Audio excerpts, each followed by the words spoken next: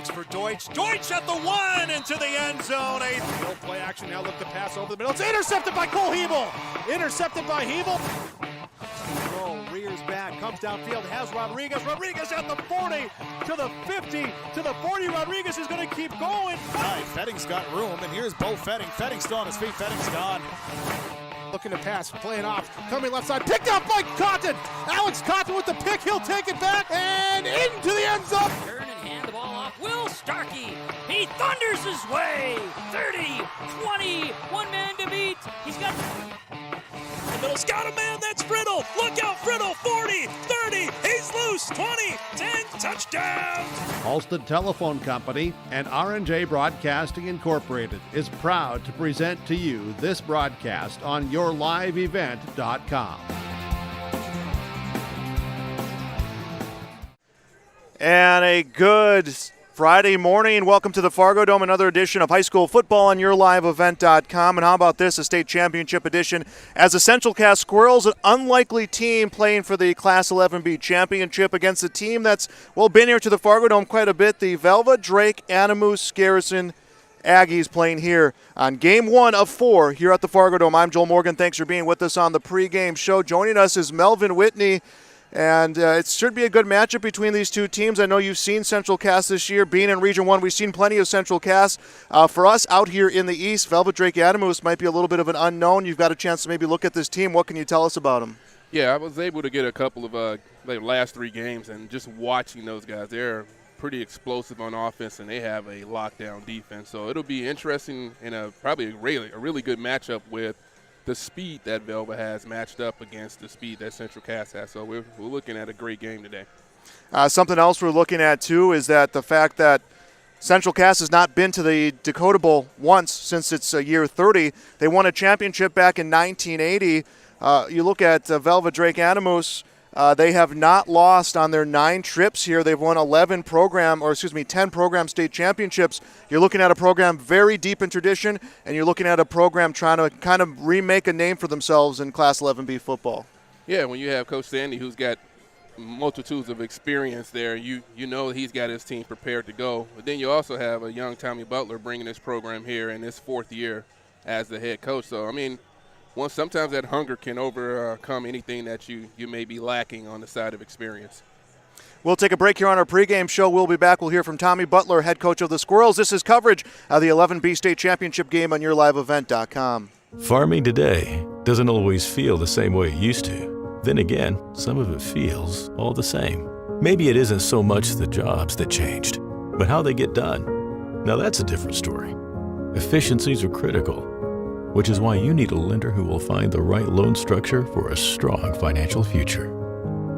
You need a lender to look out for your whole farm operation. Ag Country.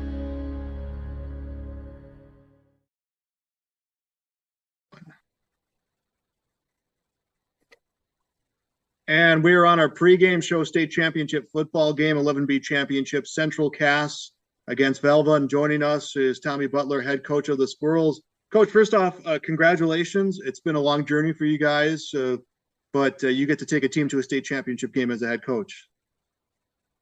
Crazy, just crazy. These guys have worked so hard. This coaching staff has worked so hard.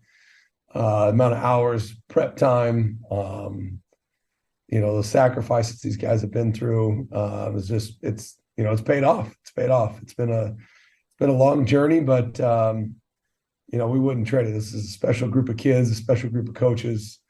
We're just hoping to cap it off the right way. And not to, keep going back to this game against Oaks, but I know that week 3, it was week 2 or week 3, becomes a turning point of your season because Oaks is a good team, but they beat you, but you felt that you were in control of the outcome of that game with those turnovers you had. But just impressive that your players have been able to use that as an opportunity to be focused and get you up until this point. Yeah. I remember sitting on the bus. Like I told you, I remember sitting on the bus with Cooper Johnson and Ashton Chapetsky were sitting behind me. And we were just talking about how this is going to make us better. Talking through stuff. We had a captain's meeting right after when we got home, met with the captains, and every person had the same thought, was like, everything is still in front of us. Maybe we don't get to host, maybe we don't get to do all those kinds of things, but everything is still in front of us. So there's no panic, there's no fear, there's none of that. And honestly, I mean, we had thought that the entire year that this group felt a little different. And with that loss and then the loss against Kindred, it definitely did. It felt different. There wasn't the panic, there wasn't the kids freaking out. We didn't have any of those kinds of moments throughout the year. They were willing to stay the course, willing to trust what we were taught, what we were preaching, and then willing to trust each other. And I think that's why you've seen the growth from this team from literally every game. They've just gotten better and better. Let's go back to Saturday's win against Beulah. The Miners, a very experienced playoff team. They've been there every year since 2011, a state championship in the mix, but their hallmark is their offense, their ability to run that football, create misdirection. Your line, your front four on both sides of the football, your front five on offense, they look really strong and they create a lot of opportunities for you guys. A lot of patience was needed on defense, and you guys had a lot of great plays. Yeah, we had talked, like I said, going into that game was all about alignments. Could you get aligned correctly? If you could get aligned correctly, I felt like we could handle those guys up front. Watching them play other teams was, I just felt like that our kids were going to be more physical than theirs. I've always thought that when you play Beulah, if you can match them physically or you can match them size-wise, you could be okay. And then again, it comes down to alignments. And I thought that that's exactly what it was, I thought we were just a little bit bigger, but I thought we were more physical than they were. So if we could get aligned, I thought we had a chance to dominate. And honestly, I thought we played outstanding defensively. Our varsity kids didn't give up a score. I think we held them to like 120 yards rushing or something like that with our older guys. Held their running back to, I don't know, he might have had like 110 or something like that, and he was averaging almost 200 yards a game. So I thought our kids played really well. I thought, like you said, I think our front guys were the ones that set the tempo. And really, I thought it started with the kickoff. Isaac Wisniewski came down and absolutely hammered their returner. And it felt different. We've never been that kind of team playing Beulah. So to watch our kids do that and then come out on offense, even though we stalled, I mean, it was big run after big run after big run, which, again, we've never been able to do that to Beulah. So I think that was, again, those were the points where we felt like we could really, really, turn this into a lopsided game. Let's talk about the season that Isaac Wisniewski has had, a junior who came into a big position for your team. Obviously, Wiersma's the workhorse in the backfield, but you knew you needed more weapons, and he's developed himself into one of those here down the stretch. Yeah, he is. He's a great player. Does his role, knows his role. Is never looking to do more than what he's asked to do. So he's a great special teams player. Like I said, I mean, he's in him and Colton Cruchet, Caden Graber and Cale Pearson are probably our main guys that make tackles on our kickoff. All those guys are all underclassmen. But he's willing, to make any kind of play that we ask of him. When we tell him we need you to be downhill, he doesn't quite have the vision that Owen does, but he's probably better at just being a downhill runner than Owen is. And he's done that well. Then on the defensive end, last week we asked him to play corner. He's never played corner in his life. Now, granted, again, against that offense, it's really like playing backer, but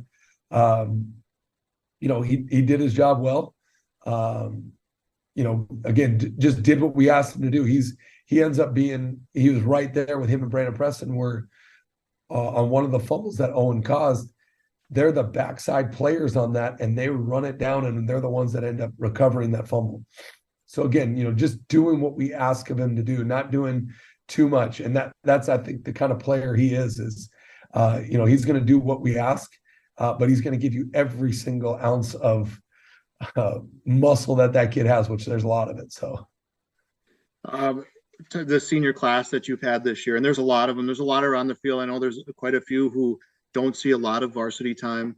Sometimes it's easy to overlook guys who practice for you well, but you need that to complete a team. But Talk about the senior class. If you had to pick a couple defining things about them, what would they be?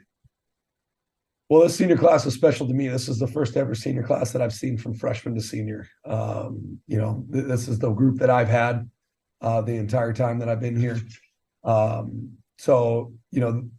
That's one thing that's really special for me. But I think the thing that defines this group is they're selfless. That they're really willing to do whatever it takes to win. I think I've said this before. Again, talking about Ashton. Ashton's a great example of a guy that's just willing to do whatever. He doesn't get to catch very many passes, but he's gotten a whole lot better at blocking. He got asked to help out Carter, who had to step in for him to help coach him.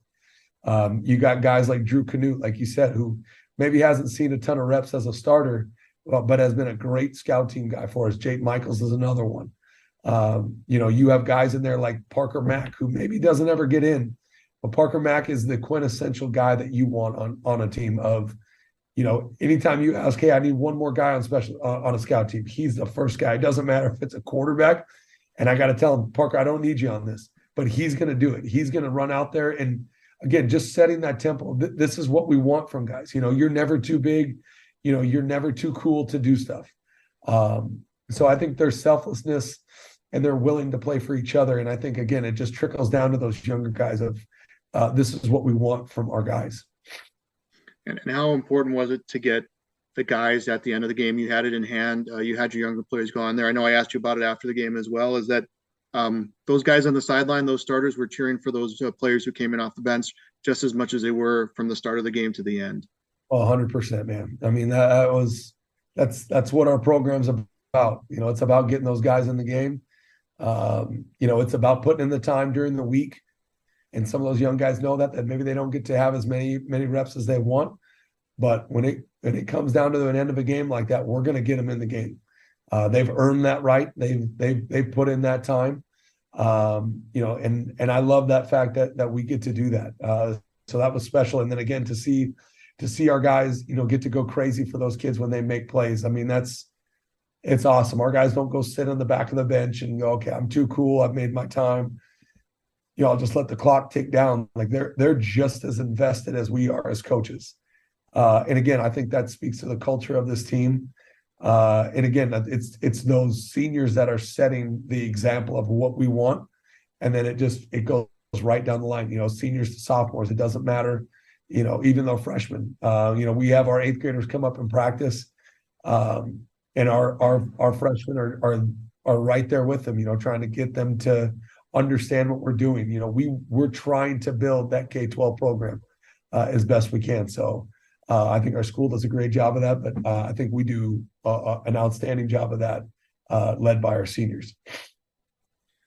There's some moments I know coming up this week that you have to balance as being a coach, and your players will have to, and that's distractions. And a lot of them I think are positive things in the sense I know that community is rallying around your team, the school. It's probably the topic of conversation up and down the hallways. How do you work to create a balance of let's appreciate this, but let's know that it is just another game, even though it is for the state championship? Yeah, I think it's exactly what you said. You got to embrace it. I think if you embrace it or you run from it, I think you're missing it, man. Like it's freaking hard to get here. It is really hard to play for a state title. So I don't want our kids going, like panicking about it. But at the same time, they know that they do have to put in the time, the effort, the preparedness. But again, I think that's what's special about this group is that they do such a great job of both of those. They're going to put in the time that's needed, but they're also going to enjoy every single moment.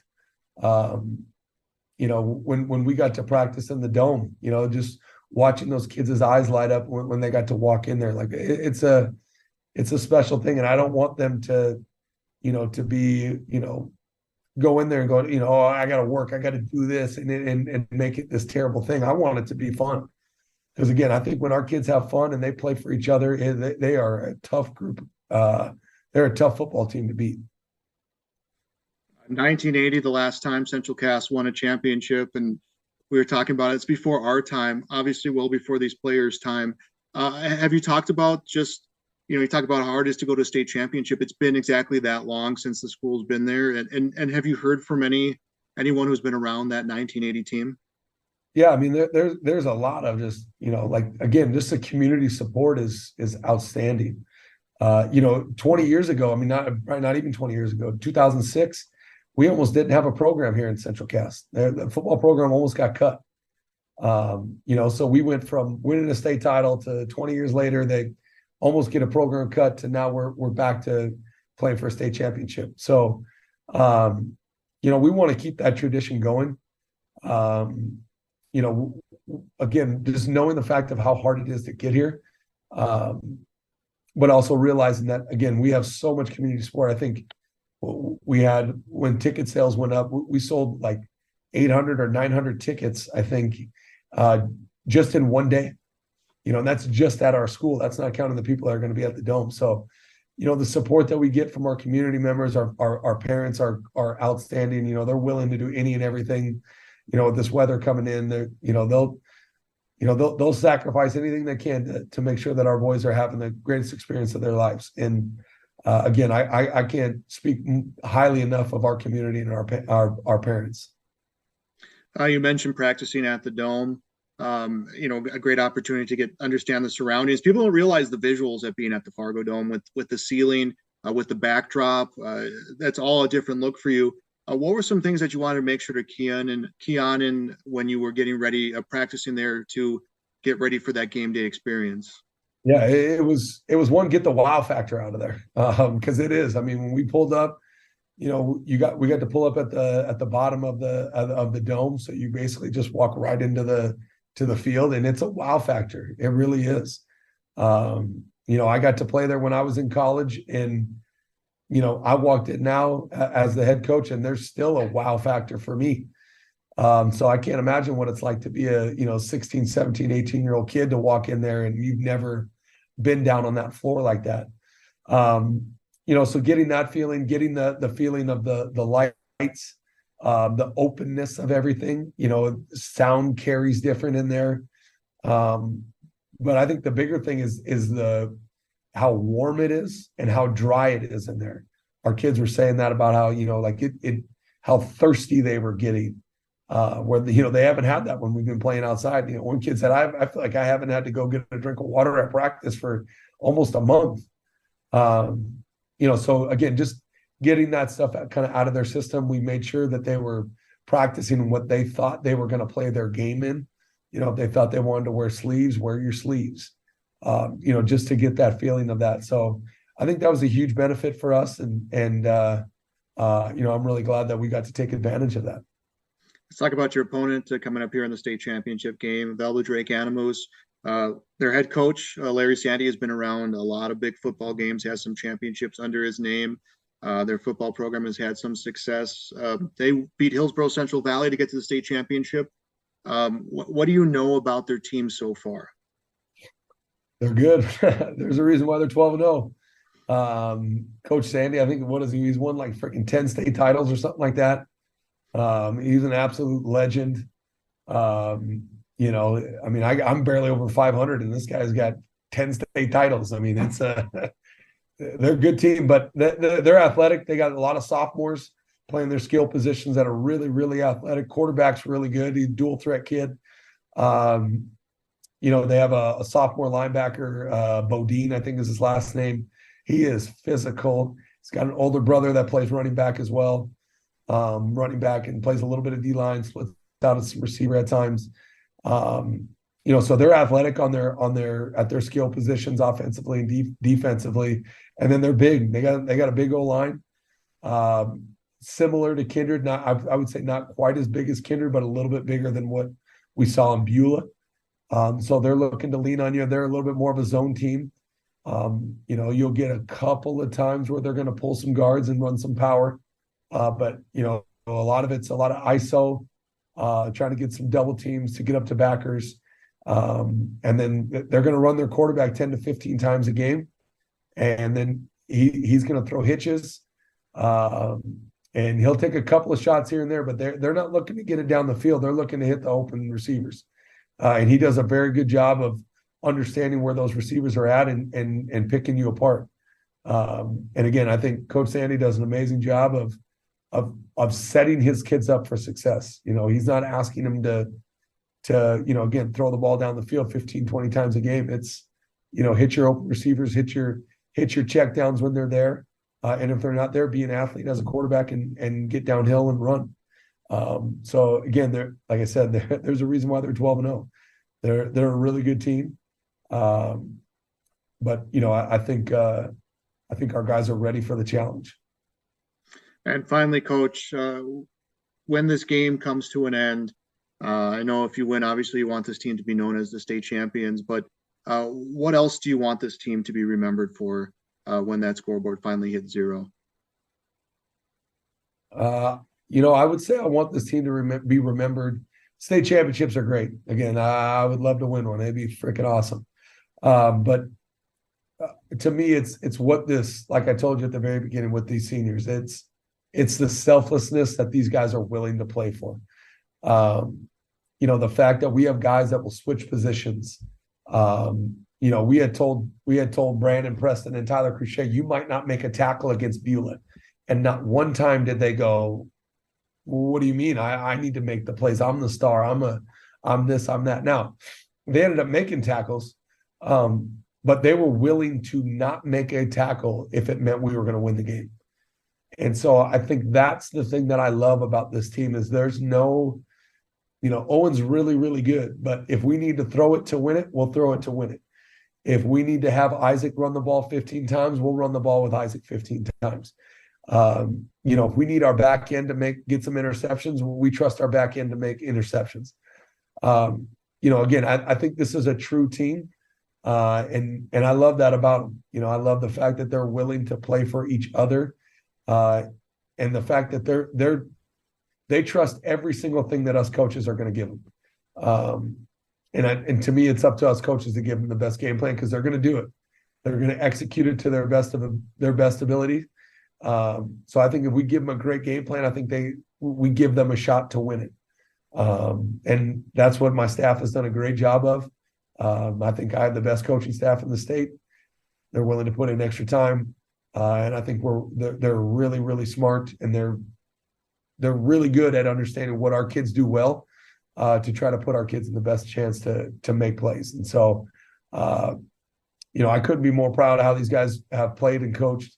And I'm really, really blessed and fortunate to be the head coach of the Squirrels. Talking with Tommy Butler, head coach of the Squirrels. Coach, thanks as always. Thanks for being with us all season, and good luck. Yeah, appreciate it, Joel. Go Squirrels. Farming today doesn't always feel the same way it used to. Then again, some of it feels all the same. Maybe it isn't so much the jobs that changed, but how they get done. Now that's a different story. Efficiencies are critical, which is why you need a lender who will find the right loan structure for a strong financial future. You need a lender to look out for your whole farm operation.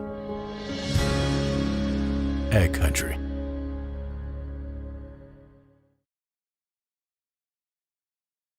Honesty, loyalty, integrity.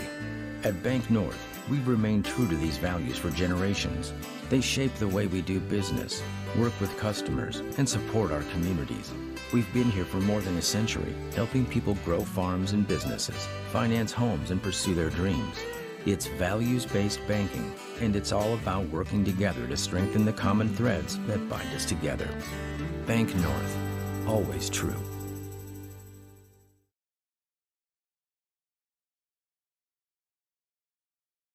Team at Maple River Grain and Agronomy wishes the best of luck to the players in today's game. Maple River Grain and Agronomy is proudly serving producers, accessing markets, and building relationships in eastern North Dakota and western Minnesota. They offer a variety of grain marketing and agronomy solutions. See the latest updates by following MRGA on social media. They're active on Facebook, Twitter, Instagram, LinkedIn, and YouTube. Check out the website at mrga.com to learn more about Maple River Grain and Agronomy and how they can serve you and your operation. Growers, here at Chad's Excavating out of Mayville, we are your water management contractors. We can help you with tile drainage plans, surface drainage plans, or both. Remember, water management is a lifetime investment. Call Chad at 701-430-0182 to get your water problem solved. That's Chad's Excavating out of Mayville. 701-430-0182, helping farmers grow. Take a good look at Hillsboro. It's conveniently located between Fargo and Grand Forks. Hillsboro is a growing community with solid local schools with high graduation rates. There's an industrial park ready to host a new business. And there's Woodland Park with activities all year round. The Hillsboro Economic Development Corporation asks you to take a good look at Hillsboro when you're thinking about a place to put down roots and grow. For more information, contact the Hillsboro Economic Development Corporation at growhillsboroND.com. Do you want that new boat? Are you building onto your home? Maybe you want the new camper or ATV. Dakota Heritage Bank can help you. This is Dustin Nagel, president at Dakota Heritage Bank Hillsboro location. You can visit with me or our other loan officers to help with loans and lines of credit from Dakota Heritage Bank. We are serving you with locations in North Dakota and Northwest Minnesota. Dakota Heritage Bank offers financial services you expect with a local perspective. dhbanknd.com. Dakota Heritage Bank, equal housing lender, member FDIC. At Castleton Lumber, they want to be part of every stage of your building project from the ground up. Let them assist with planning your project timeline in a way that's affordable and efficient. Castleton Lumber has everything you need to get the look you love with windows, siding, roofing, and doors. From choosing the right materials to the finishing touches, you can count on the folks at Castleton Lumber. Stop in and talk with the crew today or call 347-4471. That's 347-4471. Hey, what you doing? Crawling around under my planter trying to figure out if I need any maintenance parts replaced. It's harvest time, buddy. Yeah, I know, but the guys at RDK Enterprises keep reminding me to check now, just in case I need something ordered. What do I look for? Just give RDK a call and ask some questions. They are the guys I go to for answers. This is Chris from RDK Enterprises, your local precision planting dealer. We will answer all of your planter questions or come out to your farm and take a look at your planter. Give us a call, 701-636-2119 or planterdoc.com. And we are back at the Fargo Dome, 11B state championship game, Dakota Bowl 30 out here at Gate City Bank Field. I'm Joel Morgan, Melvin Whitney here as Velva-Drake Adamus Garrison will receive the opening kickoff from the Central Cass Squirrels. Velva-Drake Adamus Garrison 12-0 on the season. They are coached by head coach Larry Sandy. 33rd season, 295 and 83 records. Something to keep in mind. 9 Dakota Bowl championships. They are 9-0 at the Dakota Bowl. They're a team, Melvin, with a fantastic, obviously unblemished record here at the Fargo Dome. Yeah, again, like I said earlier, I had a chance to watch these guys. Very impressive, well-coached team. It'll be a great game today. I think we're going to have a good one. The kick return team for Velva-Drake Adamus has set a tone early. Trayson Egelhardt has 3 return touchdowns, averaging 42 yards per return, so the defense for the Central Cass Squirrels will be tested mighty early here against the Aggies. Doing the kicking for the Squirrels, as he has been the last few seasons, junior Carter Verkota. Verkota's got the big boot, averaging just over 30 yards per kickoff, and he went to kick and it came off the stand. He'll have to reset as 12 minutes goes up here on our Bank North scoreboard. Central Cass playing in their first Dakota Bowl, playing for their first state championships in 1980, and here's the kickoff, and this will go to the right side of the field, and it'll be grabbed by Egelhardt. He'll get it at the 15-yard line, move towards the near side, find some open field, and then he is brought down at the 28-yard line, and a good stop for the Central Cass Squirrels as they will put Velva-Drake Adamus at their 28-yard line for a 1st and 10. I was actually pretty surprised that they kicked right to him, knowing what he's done so far this year, but that's showing that aggressive mentality that Tommy has shown all year. Yeah, we're talking about that when they won against Kindred, were they going to go for the field goal or are they going to go for the win? And they went for the win, and you said that's the tone they've had this season. As now a 1st and 10, Aggies at the 27-yard line, 3 receivers near side, and it'll be an option. Shep will keep the football, and he is right up the middle and brought down for a short gain, about a 2-yard pickup and a 2nd down and 8. Little zone read right off the bat for the Aggies. Good play by the defense, the interior defense of the Central Cass Squirrels there. Now the Aggies have a lot of weapons on their offense. They got some guys who can run, some guys who can catch.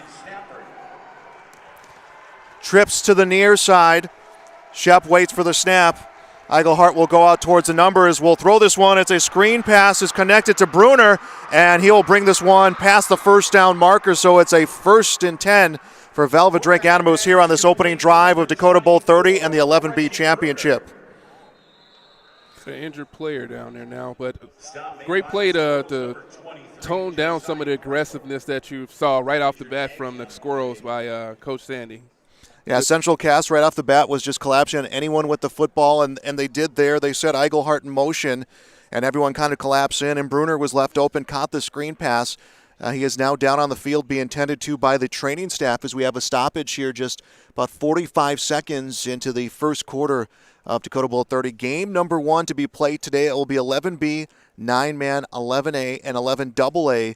Will be played here at the Fargo Dome. Weather, obviously a factor coming into today's game, not here in the Dome, as now Bruner will get to his feet, and he will go to the far sideline.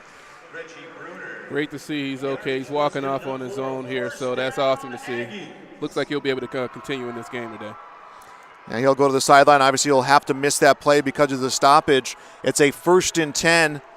Aggies will have this football at their 39-yard line. 2 near side receivers, 2 in the backfield as Shep will find himself under center. Bossert, I believe, will be the deep back as they will set a man in motion. And here comes a run. It's Bossert with the carry, and he is stopped for a short gain.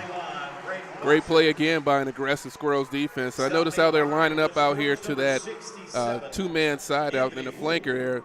When I watch the Aggies this week, they throw a lot of screens, so I believe if they stay in this kind of coverage against them, you're going to see them trying to screen. The Aggies will screen them all day. That will bring up this 2nd down, and that was something that Coach Butler talked about in the pregame is they don't get big plays. They get the right big plays. It's tripped to the near side here on this 2nd down and 9. Man gets set in motion again, and it will be pitched into the hands of Eigelhart, and we're going to get a flag, and I believe it's going to be on the motion. Yep, a little bit of anxious there on the Aggie side. Trying to get the ball into Engelhart's hands here on that shuffle pass. So it will be a loss of 5 for Velva-Drake Animus Garrettson. 2nd down and 14 for the Aggies. They are bumped back to the 36-yard line. 10:18 to go here. Quarter number 1. Shep will call it his cadence. I believe that's Bossert to his right shoulder. He drops back, has some blocking, looks for time, takes this shot downfield. To the hands. Eigelhart was the intended receiver. He was at the 20. Melvin, he beat the secondary. If he has that one, he's bringing it to the house. Yeah, that was the show of that speed. They're going to – you leave that guy over there one-on-one. I don't know if they've got a guy who can run with this kid. I watched him all weekend. He's only a sophomore. He's got impressive speed. And that will stop time at 10:05. 3rd down and 14 for the Aggies. Central Cass getting a little bit more breathing room with that procedural penalty called on that illegal procedure. It'll be trips to the near side. Out of the pistol will be Ben Shep, the sophomore quarterback. Just 1 first down recorded so far today for the Aggies, and he'll get the snap, connects to Eigelhart on the flat, and he loses his footing. He was one-on-one with Lamar, tried to cut inside on Lamar, and that's what you get. You're playing on this turf field, a new experience for you, and just didn't have that feel for the footing. Yeah, you got to find your footing here. Sometimes you got the wrong cleats on. You don't know exactly what it's going to be like your first time out here, so unfortunate that he slipped there, but there's that screen. The way they're lining up to it is setting them up for the Aggies to throw a lot of screens today. So on a 4th down and 16, the Aggies will flip the field. They're not even covering the guy up top. Kickoff on to the near side, and it was Maja to return the kickoff, and it came over here near side. That's something to look at here. If they can, I don't know, that was probably just a blown assignment, but the top flanker was not even covered by the Squirrels there. If they saw that, throw a quick pass out there, he's got nobody out there. He can run all day. State championship game, playoffs, you expect to maybe pull some punches, maybe or not pull some punches, I should say, and go all out here. Last game of the season, regardless, obviously one of these teams wants to walk out of here a state champion. The Squirrels will get the football spotted at their 39-yard line, 1st and 10 for this Braden Mitchell-led offense. 2 receivers far side, 1 on the near side. Mitchell has the snap, play action, throws a pass, and it's through the hands of the outstretched Peyton Lamar, and it will be an incompletion. Lamar had some space around the numbers just couldn't get that football. A little quick hitch to hopefully get him into a rhythm, just a little bit outside there, a little jitters before the game and, during the game. It takes a couple plays to get under control here, but it was a good option to throw to. Just 137, almost 138 passing yard per game for the Squirrels. They have had a very balanced offense. 2nd down and 10, and this one will be on the sweep into the hands of Lamar, and Lamar will have a short gain. Good pursuit by that Aggies defense, stretching it out, forcing him to cut it back up right into the heart of their defense. This will bring the ball to the far hash, just a 1-yard pickup for Peyton Lamar. Obviously, coming into this season, you knew that Owen Wiersma was a big weapon. Then you get Isaac Wisniewski, Peyton Lamar, some of these other guys into the mix, and that's what's led to this well-rounded offense for the Squirrels. Yeah, you got how many plays have they run so far on offense? 2, and they haven't used him yet, so he's been a decoy so far, but I'm pretty sure Tommy's going to get that ball to Wiersma. Snap on the 3rd down and 9, and here comes a pass to Wiersma. Wiersma has all sorts of open field, and the defense closed on him quickly, but he got tackled forward. We'll bring this one to the 45-yard line, so they'll get some positive yards, but not the explosive play they were looking for. Yeah, it looks like he had a guy on that corner route, but then decided to use the check down to Wiersma. I mean, that's not a bad option, and that kid doesn't go down with the first hit. You see it there. He broke 2 or 3 tackles to get some positive yards. So Eigelhart will come back to return the punt. The Squirrels on their first possession, they go 3 and out, pick up just 6 yards of offense. Riker Brush will send this punt right over to Eigelhart. Will bounce at the 20. Will take a Aggie bounce back the other way, and it is touched at the 25-yard line. So Velva-Drake Animus Garrison will start this drive at their 25-yard line with the 1st and 10. Scoreless here on the Bank North scoreboard. 11B state championship game here on this Friday morning. And we'll have a media timeout on the field. Timeout on the field, we'll take one as well. We'll be back on yourliveevent.com.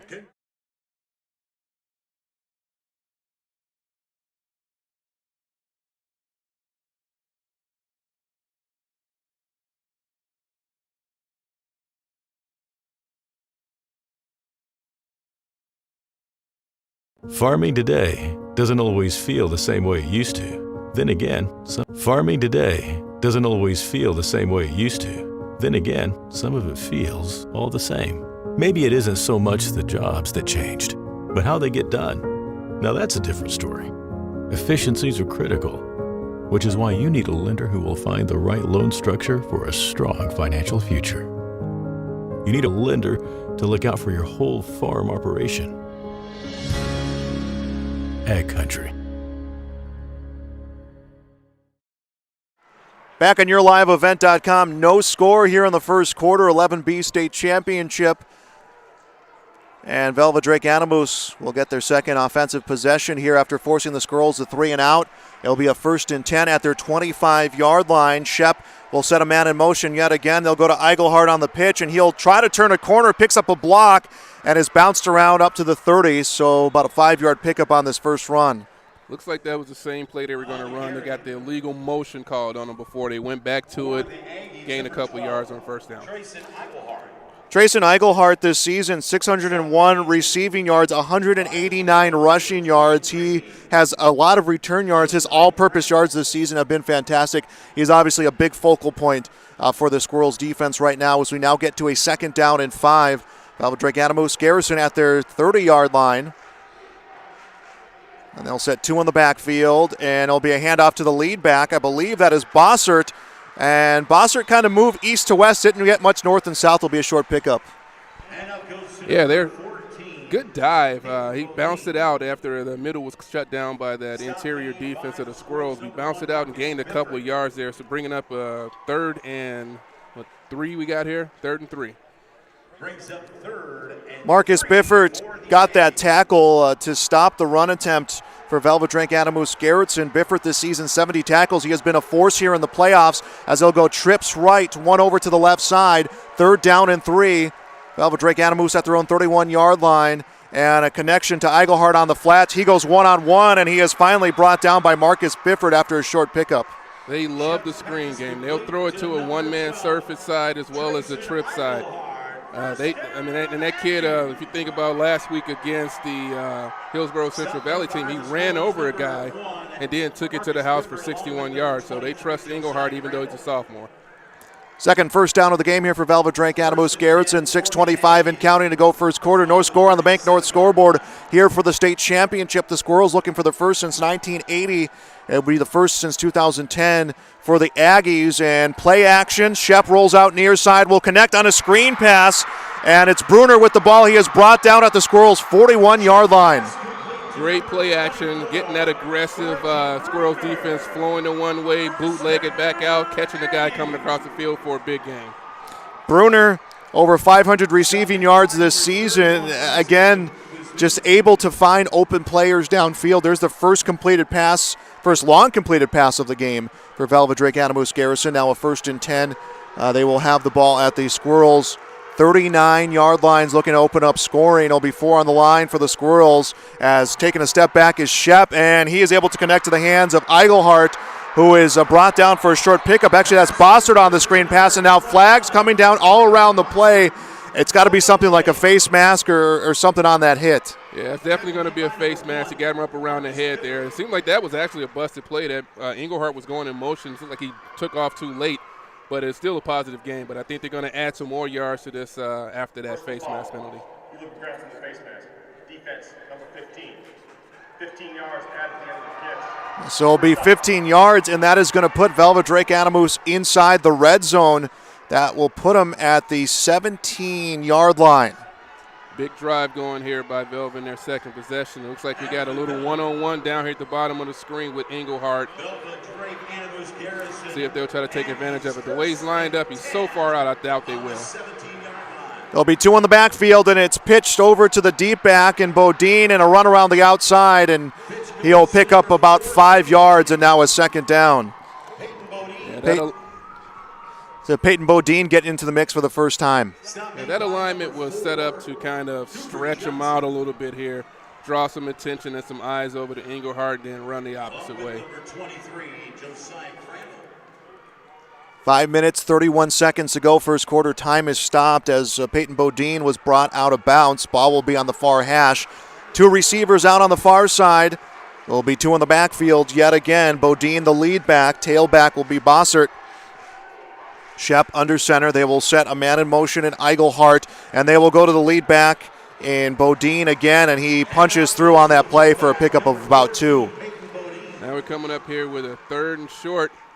Be interesting to see here how aggressive Coach Sandy will be inside the red zone for the first time today.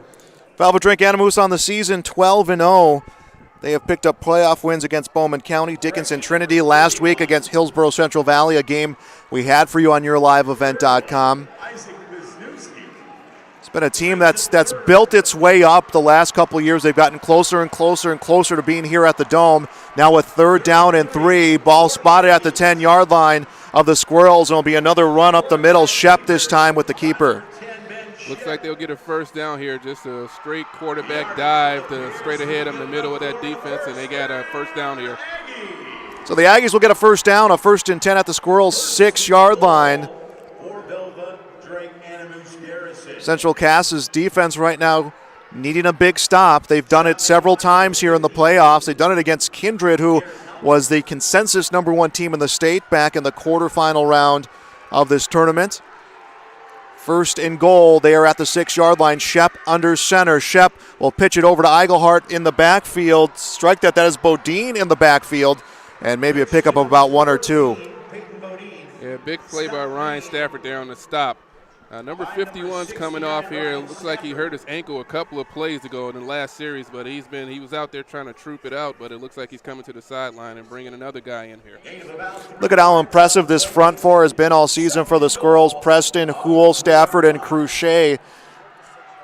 You got 2 guys with 50 tackles, 2 guys with 30 tackles, a lot of tackles for loss. As a 2nd and goal, the Aggies are at the Squirrels' 3-yard line trying to open up scoring. And early movement on Marcus Biffert, and the Aggies will get half the distance of the goal. Yeah, just a missed time blitz there by the Squirrels. Yeah, Biffert just trying to time that rush on the snap and end up getting himself just a little bit ahead. Yeah. 2nd and goal, ball placed at about the 1.5-yard line. So they'll put this one at about the 1.5 yard line. expect to see him to go right up the middle here with an ISO play. Quarterback And keeper. they'll go to Shep. He will get this one across the goal line, and Velva-Drake Animos Garrison, they score first. 6-0 lead for the Aggies on the Bank North scoreboard. This one, about a 75-yard scoring drive. They did it on the ground. They did it in the air. They did it with about 3 or 4 players. The death of 1,000 cuts, and that is how Velva-Drake Animos finds their success. All right, and it looks like no kicker, so they'll be going for 2. Squirrels can't take a break here. They got to stay up and watch what's going on. Shep is their kicker, but they have not attempted that extra point as they will go for 2. And Eigelhart will get it deep in the backfield. Rather, that's Bodine deep in the backfield will get it. 2-point conversion is good. It is 8-0 Velva-Drake Animos Garrison here against Central Cass on the Bank North scoreboard. We'll be back on yourliveevent.com. Honesty, loyalty, integrity. At Bank North, we've remained true to these values for generations.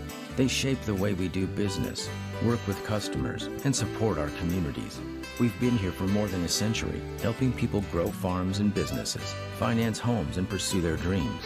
It's values-based banking, and it's all about working together to strengthen the common threads that bind us together. Bank North, always true.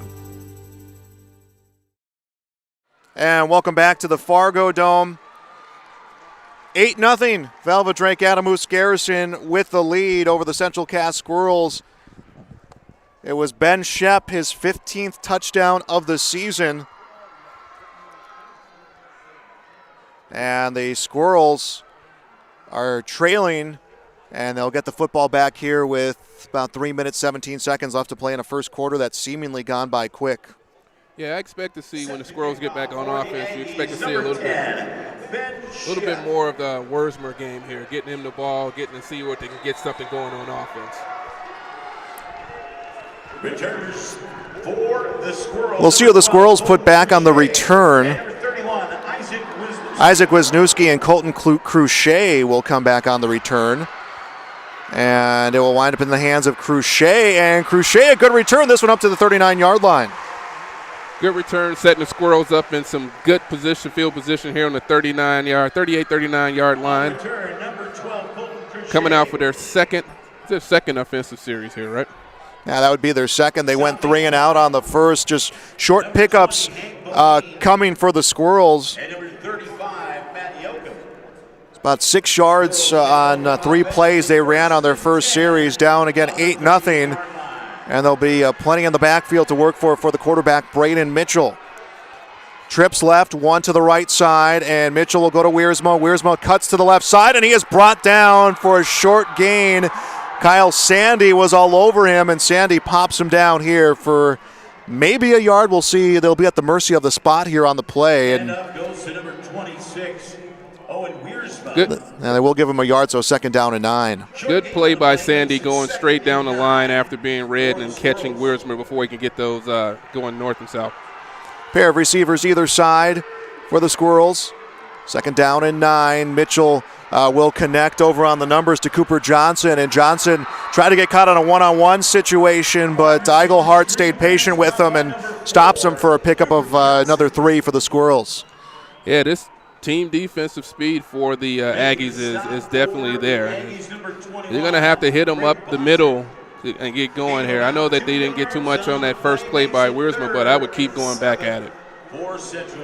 So for the Squirrels, it'll be a 3rd down and 7 at their own 41-yard line, down 8-0, approaching 2 minutes left to play in the opening quarter of the 11B state championship game. Mitchell drops back, has some time, finds Wiersma, open space for Wiersma on the far side of the field, trying to gain the first down marker. He does and eludes a tackle. He is forced out at the 50. A lot of open space there to the right, and then the quarterback checked down and saw Wiersma, and he just ran for green. First down for the Squirrels. They're able to move the football here, and actually it'll be plus territory. They'll be down at the Aggies' 49-yard line. 1st and 10 Squirrels on the 49-yard line. 2 receivers either side. They are on the far hash. Squirrels driving here for a chance to tie this game.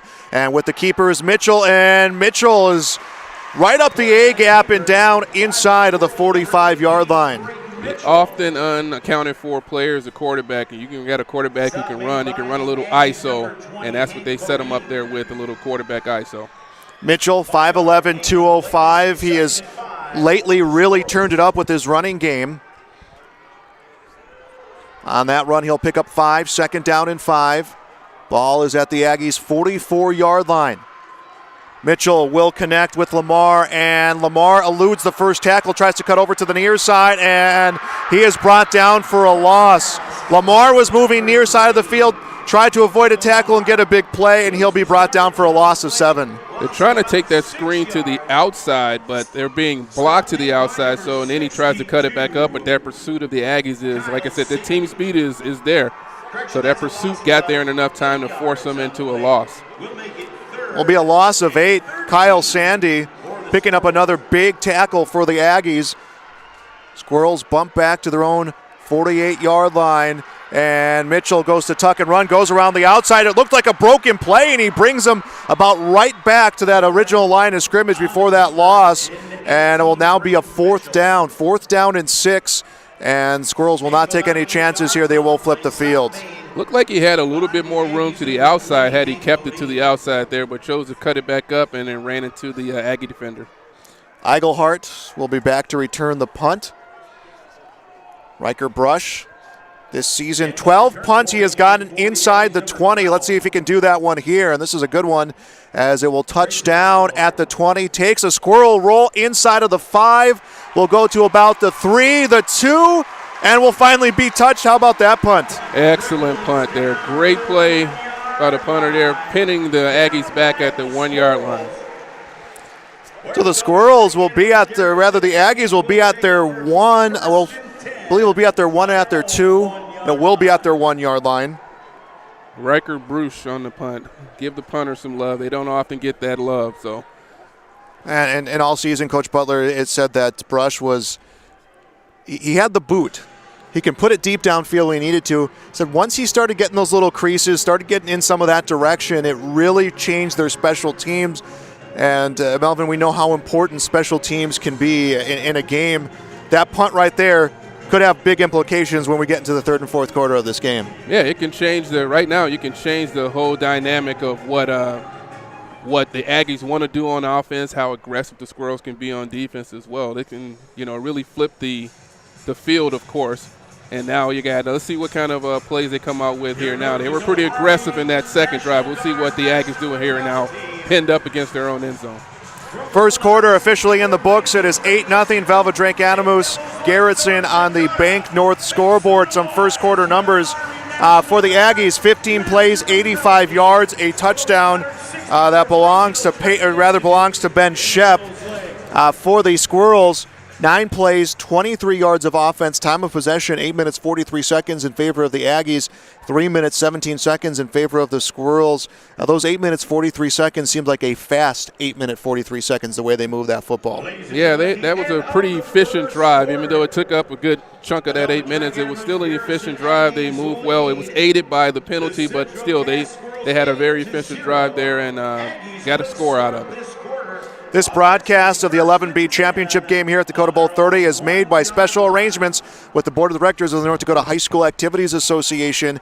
Velva-Drake Animus will step to the line of scrimmage. 1st and 10 at their 1-yard line to begin quarter number 2. And this is a moment where the Squirrels can really change the tide here in the first half. Yeah, you hold them down here, get them to punt, you flip the field. Now you're in positive territory to start your next drive. It's imperative that they get a good defensive stop here. Eigelhart deep inside his own end zone. We're going to get a flag, and I did not catch the play clock. I don't know if it was against the Aggies. Yeah, I'm not sure what happened there. I was looking at the defense here. Also, false start on the offense, Preston Kraft. So that will move them back half a yard. Obviously, know where they can go being on their 1-yard line. So it'll be a 1st and goal at the half-yard line of Velva-Drake Animus Garrison. First year of this co-op, Velva-Drake Animus, or rather Drake Animus, a 6-man team last year, did not have the numbers, decided to join in with this Velva football program, so contributed a handful of players to the team this season. Some of those guys had a high school career that was only six-man football. As a first and goal from the half-yard line, here comes the first play of the second half, and it's Shep with the football, falls forward and is able to hang on. Well, he actually took a knee first. He fell to his knee first, so he didn't even get the extra that he fell forward. When he got the ball, he tripped up. Are they going to call? And looking at the replay there, it looks like that may have been a safety. Yeah, and I think that's what you can hear the Central Cass fan sitting below us reacting. And Anthony Houle, a big look up at the scoreboard. I mean, you could make the case that he was down in the end zone and said they will put it right at the white of the end zone. I'm guessing his body lean forward would have caused the ball to be out of the end zone. So Shep this time will drop back, play action, looking for a big pass downfield, and almost intercepted by Peyton Lamar, who leads the team with 6 incompletion, and now looking at a 3rd and goal at the, I can't even say half-yard line, let's say a quarter-yard line right now for Velva-Drake Anamoose Garrison. Yeah, that was a play action to try to draw a little bit, change it up a little bit to get him some space out of there, and it went over through the receiver, but almost threw it right to the squirrel. So we'll see what Coach Sandy is calling up here on 3rd down from the half-inch line. 2 receivers near side, and they'll go to Eigelhart deep in the backfield, and he is tackled at the 1-yard line. Great defensive stop here by the Squirrels. I'm pretty sure we'll see the punter come out here, and we'll see what kind of field position that the Squirrels have put themselves in. They needed to keep him down here, and they did a good job of keeping him in the end zone. He almost bobbled it and dropped it here on that run out of the end zone, but got it out to the 1-yard line. And that was Peyton Bodine actually on the run attempt there. I believe that's Brandon Maggio who stands at the 35-yard line. So Maj will return this punt. Velva-Drake Anamoose Garrison not out of the woods yet because they have Ben Shep in the back of the end zone to punt this football, and the punt is low. They'll side with the low punt on the or low snap on this punt, and Maggio will catch it, and Maggio will go to the 30 to the 25-yard line, makes an extra cut, and that will get him about 5 more yards. He's finally forced out at the 18-yard line. Hey, that was a great play by number 59 there, Brandon Preston, by blocking and shielding off a couple of Aggie defenders and not getting called for any kind of block in the back or anything like that, and got him an extra 3 or 4 yards on that play. Oh, there's a flag on the field on the opposite side. We'll see what we got here. Maybe it was usually in the area of holding.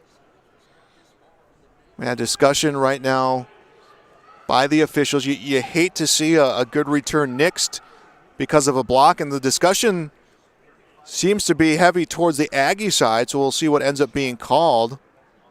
Yeah, there seem to be clapping and everything on the Aggie side, and they're moving it all the way back out to – wow, so they're marking it from the 35 out to the 45 with a holding call. So the Squirrels would have had a 1st and 10 from the 18. Instead, they will have a 1st and 10 from the Aggies' 45-yard line. Still good field position, but not as great as 18. Squirrels in the huddle right now, down 8-0 here on the Bank North scoreboard. 10:23 left to go in the first half of play. 2 receivers far side, 1 on the near side. Owen Wiersma behind his quarterback Mitchell. He's set in motion to the flat. He'll catch the pass and comes around a block and is forced out about the 47, so a 3-yard pickup. Yeah, those outside defenders of the Aggies are doing a good job of getting off blocks and getting there and making a play. They're trying to get Owen in some space, running a little screen there, but those defenders and defensive backs are doing a good job of getting off blocks and making a play. That'll be a 2-yard pickup. 2nd down and 8. Ball on the 43-yard line. Pair of receivers either side. They'll set Lamar in motion. They'll fake the sweep to Lamar. A screen pass to Wiersma, and Wiersma brought down for no gain. So the defense was all over it, and I believe that's Braden Selzler with the tackle. Yeah, you had Selzler and Sandy there on the play. Sandy's having a heck of a first quarter here so far. Sandy came into this game as one of their lead tacklers and has shown that today. Sandy in this game, 4 tackles, 1 for a loss. 3rd down and 7. Squirrels at the Velva-Drake Animus Garrison 42-yard line. Mitchell coming back, picks up an extra block, will cut over to the near side, throws on the run, connects with Lamar, who takes the hard hit at the 28-yard line. Good play, gives them a first down, back up to around the 27-yard line, 27, 28-yard line. And Lamar loses a little bit of height to Ben Shep, the safety who had that tackle, but picks up the first down and popped right up.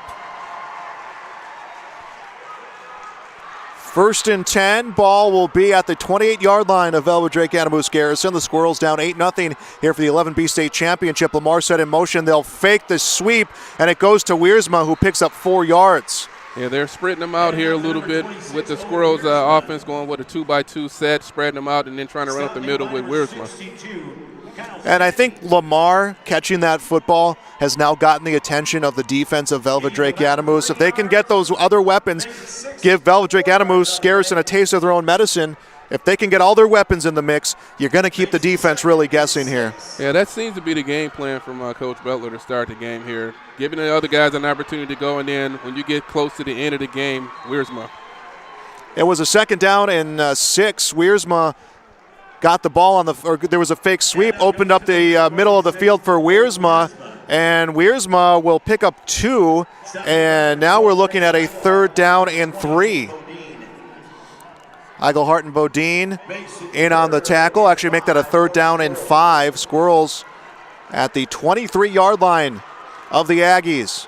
We got 1-on-1 up top. We'll see how aggressive Coach Butler is. Give it to Wiersma here, though. Wiersma goes to the outside, makes a sharp turn, and he is down at the 16 for the first down. Great play. They're spreading them out here now. Squirrels are getting that defense to think more sideline to sideline, and then now they're hitting them with some Wiersma up the middle and then some outside zone here. So, and the Central Cass Squirrels team has had 2 practices here at the Fargo Dome, and they've gotten used to this turf in that short period of time. They knew what they wanted to do. It was, Coach Butler said in the pregame, it was about getting that awe factor out and getting the, hey, this is where we're going to play our final game of the season. Let's understand the environment around us as it's a 1st and 10 ball at the 17-yard line, and they try to run towards the near side. The defense all over it, and it's going to be for a loss. Yeah, that Aggie defense is fast sideline to sideline. And that was Isaac Wisniewski with the football. His first carry of the game will be a loss of a yard. Wisniewski around that 500-yard plateau this season for the junior. 2nd down and 11. They'll be bumped back. I believe they will put this at the 18-yard line. Pair of receivers either side. And Mitchell on the snap finds a wide open Cooper Johnson, and Johnson will run to the outside, extends into the end zone. Cooper Johnson, his 6th touchdown of the season, and the Squirrels are on the scoreboard. Great play by Johnson by deking to the inside and then hitting the outside and beating him to the pylon. Yeah, Johnson caught this one at about the numbers, the 10-yard marker numbers, and dropped the shoulder inside, came outside. Great play. And they will go for the extra point, and they will bring up Carter Verkota. Verkota 34 for 40 on extra point attempts. Verkota, a junior. Here comes the snap. This one looks like it missed. No, it's good. This one through the uprights, and Central Cass has made it a 1-point game. It is 8-7 on the Bank North scoreboard. We'll be back on yourliveevent.com. Team at Maple River Grain and Agronomy wishes the best of luck to the players in today's game. Maple River Grain and Agronomy is proudly serving producers, accessing markets, and building relationships in eastern North Dakota and western Minnesota. They offer a variety of grain marketing and agronomy solutions. See the latest updates by following MRGA on social media. They're active on Facebook, Twitter, Instagram, LinkedIn, and YouTube. Check out the website at mrga.com to learn more about Maple River Grain and Agronomy and how they can serve you and your operation. Growers, here at Chad's Excavating out of Mayville, we are your water management contractors. We can help you with tile drainage plans, surface drainage plans, or both. Remember, water management is a lifetime investment. Call Chad at 701-430-0182 to get your water problem solved. That's Chad's Excavating out of Mayville. 701-430-0182, helping farmers grow. Back here on YourLiveEvent.com.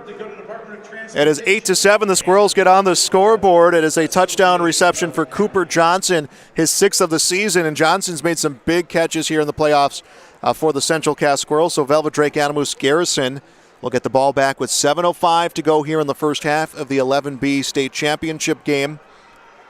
Stay tuned for our post game. I know we're ways away from that, but we will name our quality player, or excuse me, our Enbridge Energy player of the game. Along with that, our RDK Enterprises Precision player of the game. And it's a lot of players beginning to make that case here in this contest on either side of the football. Squirrels didn't look the best in their first 2 series. That last one, it was complete.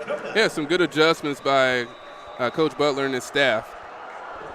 And here comes the kickoff off the foot of Verkota. Eigelhart will get this one at the 5, make that the 10-yard line. Is upended at the 25. Eigelhart took a big hit from Kate Olsen-Tinglestead.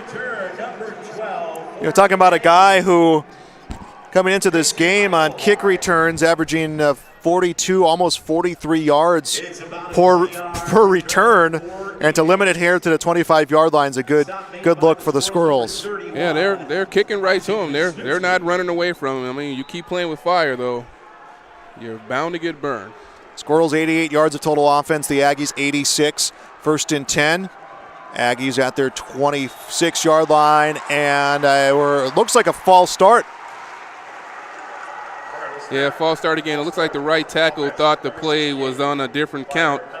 They were moving the guy in motion, and that's what got him to draw. So they're a little talking back and forth between the tackle and the quarterback. Hopefully they can get it under control. 1st and 15. Aggies back to their own 20-yard line. 8-7 our score on the Bank North scoreboard. Shep will set a man in motion in Eigelhart. Play action. Shep dropping back. Takes a shot deep downfield. Incomplete to Braden Bossert. To bring Engelhart in motion, all eyes go to him, and they tried to catch that wheel from the running back out of the backfield. Had him. He just overthrew him. Yeah, Bossert was open around the 35, 40-yard line. I mean, just wide open space. That would have been a big pickup. Instead, it stops time here with 6:54 to go in the first half, and a 2nd down and 15 for the Aggies.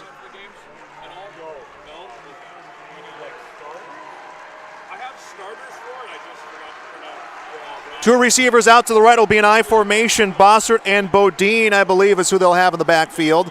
And it'll be a play action again. Shep rolls out, connects on a screen pass to Bodine, and Bodine will fumble this one at the 30, and no one has control of the football, and I believe the Aggies will get it. Eigelhart was right there. Yeah, Eigelhart smothers that football. That was about an extra 10 yards they got on that fumble forward. And they were short of the first down on the initial hit by fumbling it forward there, and Engelhart picking it up. They got the first down. Yeah, we get that extra advantage here with the replay. So it was fumbled around the 30-yard line by Bodine, and Squirrels actually had it for a second. It was in and out of the hands of Bifford or Johnson, and then finally it was picked up by the Aggies, and Eigelhart will get it, and the Aggies will have this one at their 36-yard line with a 1st and 10. They picked up an extra 7 yards on the fumble. And this will be a run for for Shep, and we're going to get a flag around the hit, so it's going to be something against the Squirrels. Yeah, it looks like he may have came in with a late hit. I don't know if it was leading with the helmet, but he did come in there a little bit late with the hit. I think that looks like the arms were around the face. Yeah, and you saw when Shep went down on the replay, he tapped the face mask, so that's what we're going to see. Personal foul. Grabs from the face mask. Defense. 15. 15-yard penalty out of the end of the run. Results first down. So that will give the Aggies the first down. Yeah, you can hear the Central Cass faithful not happy with the call, and you can hear the Aggie faithful approving of the call. Nice crowd here today as well. There's a lot of fans coming here, especially with the weather. We were wondering how it was going to be, and it looks like a great turnout today. And not to second guess an official. I don't like to because it's such a hard job, and I'm not down there. And it's one of those things where the hit came. He came low on the hit. The hand crosses the face. They're showing the replay here again. It's hard to make that call. I think what the reason was is that at the end there, you could see his arm kind of go up and the kid's head turn. That's what he called it on. If he would have just kept his hand there without the turn of the head, it wouldn't have been a call. And here comes a snap to Shep, and he'll run towards the right, and he picks up 3, and now a 2nd down and 7 for the Aggies. They're at the Squirrels' 42-yard line. And I'm not one to necessarily always side with the official there, but I'll give him the benefit of the doubt with that. Listen, it's a hard call to make, and you're right. It's how the head rolled up on the arm, the way he went on that tackle. I mean, things happen so fast. You can see that one going either way. As it's now a 2nd down and 8. Shep drops back, checks his receivers, wants a shot towards the end zone, and in and out of the hands of Josiah Crandall at about the 15-yard line. Yeah, he couldn't really step into the throw there, so it came up a little short. I would say Engelhardt did a good job of playing defense there in that play because it looked like Crandall was going to get the pick there, and then Engelhardt came back, stuck his hand in there, and prevented Crandall from getting it. Josiah Crandall, the senior corner this season, 22 tackles, 1 for a loss, has not had an interception this season. That would have been a big run here. Is now a 3rd down and 8. The Aggies at the Squirrels' 42-yard line. And whistle. Again. Was it motion far side? Yeah, it looks like the tackle again. There's some kind of confusion there. They need to work that out. Second time this drive that the Aggies have lost some yards, and that almost nixes out the penalty they got on that face mask in terms of where your yardage goes. They've lost 10 now here on this drive, and a 3rd down and 13. This really changes the situation right now for Coach Sandy and the Aggies. Yeah, I wonder if it's still 2-down territory. What are you going to maybe punt to try to pin them down there like they did, the Squirrels did to them, but we'll see here. Snap to Shep. Connects on the near side to Eigelhart. Eigelhart open space, and he takes a hit at the original 1st down marker. So Eigelhart will pick up about 3 or 4. And now looks like the Aggies will punt as they bring out some more size from their sideline. Ben Shep will do the punting, and I think the Squirrels will probably bring Brandon Maggio out to return the punt. Yeah, it will be Maggio, and he will stand at the 10-yard line. Maggio's been a guy he's played quarterback. He played tight end against Kindred. He's played corner. He's been a returner. He's done a lot for the Squirrels team. As here comes the punt, and Maggio will watch this one over ahead, and it will bounce towards the 1-yard line. How about this? The Aggies will pin the Squirrels at their 2, so they return the favor. Great punter and special teams here by both teams today, and that's a testament to why they're here today. You got to have all 3 phases of the game, and they're showing that their special teams are A+. 4:32 left to go here in quarter number 2. We'll take a break. We'll be back on YourLiveEvent.com. Take a good look at Hillsboro. It's conveniently located between Fargo and Grand Forks. Hillsboro is a growing community with solid local schools with high graduation rates. There's an industrial park ready to host a new business. And there's Woodland Park with activities all year round. The Hillsboro Economic Development Corporation asks you to take a good look at Hillsboro when you're thinking about a place to put down roots and grow. For more information, contact the Hillsboro Economic Development Corporation at growhillsboroND.com.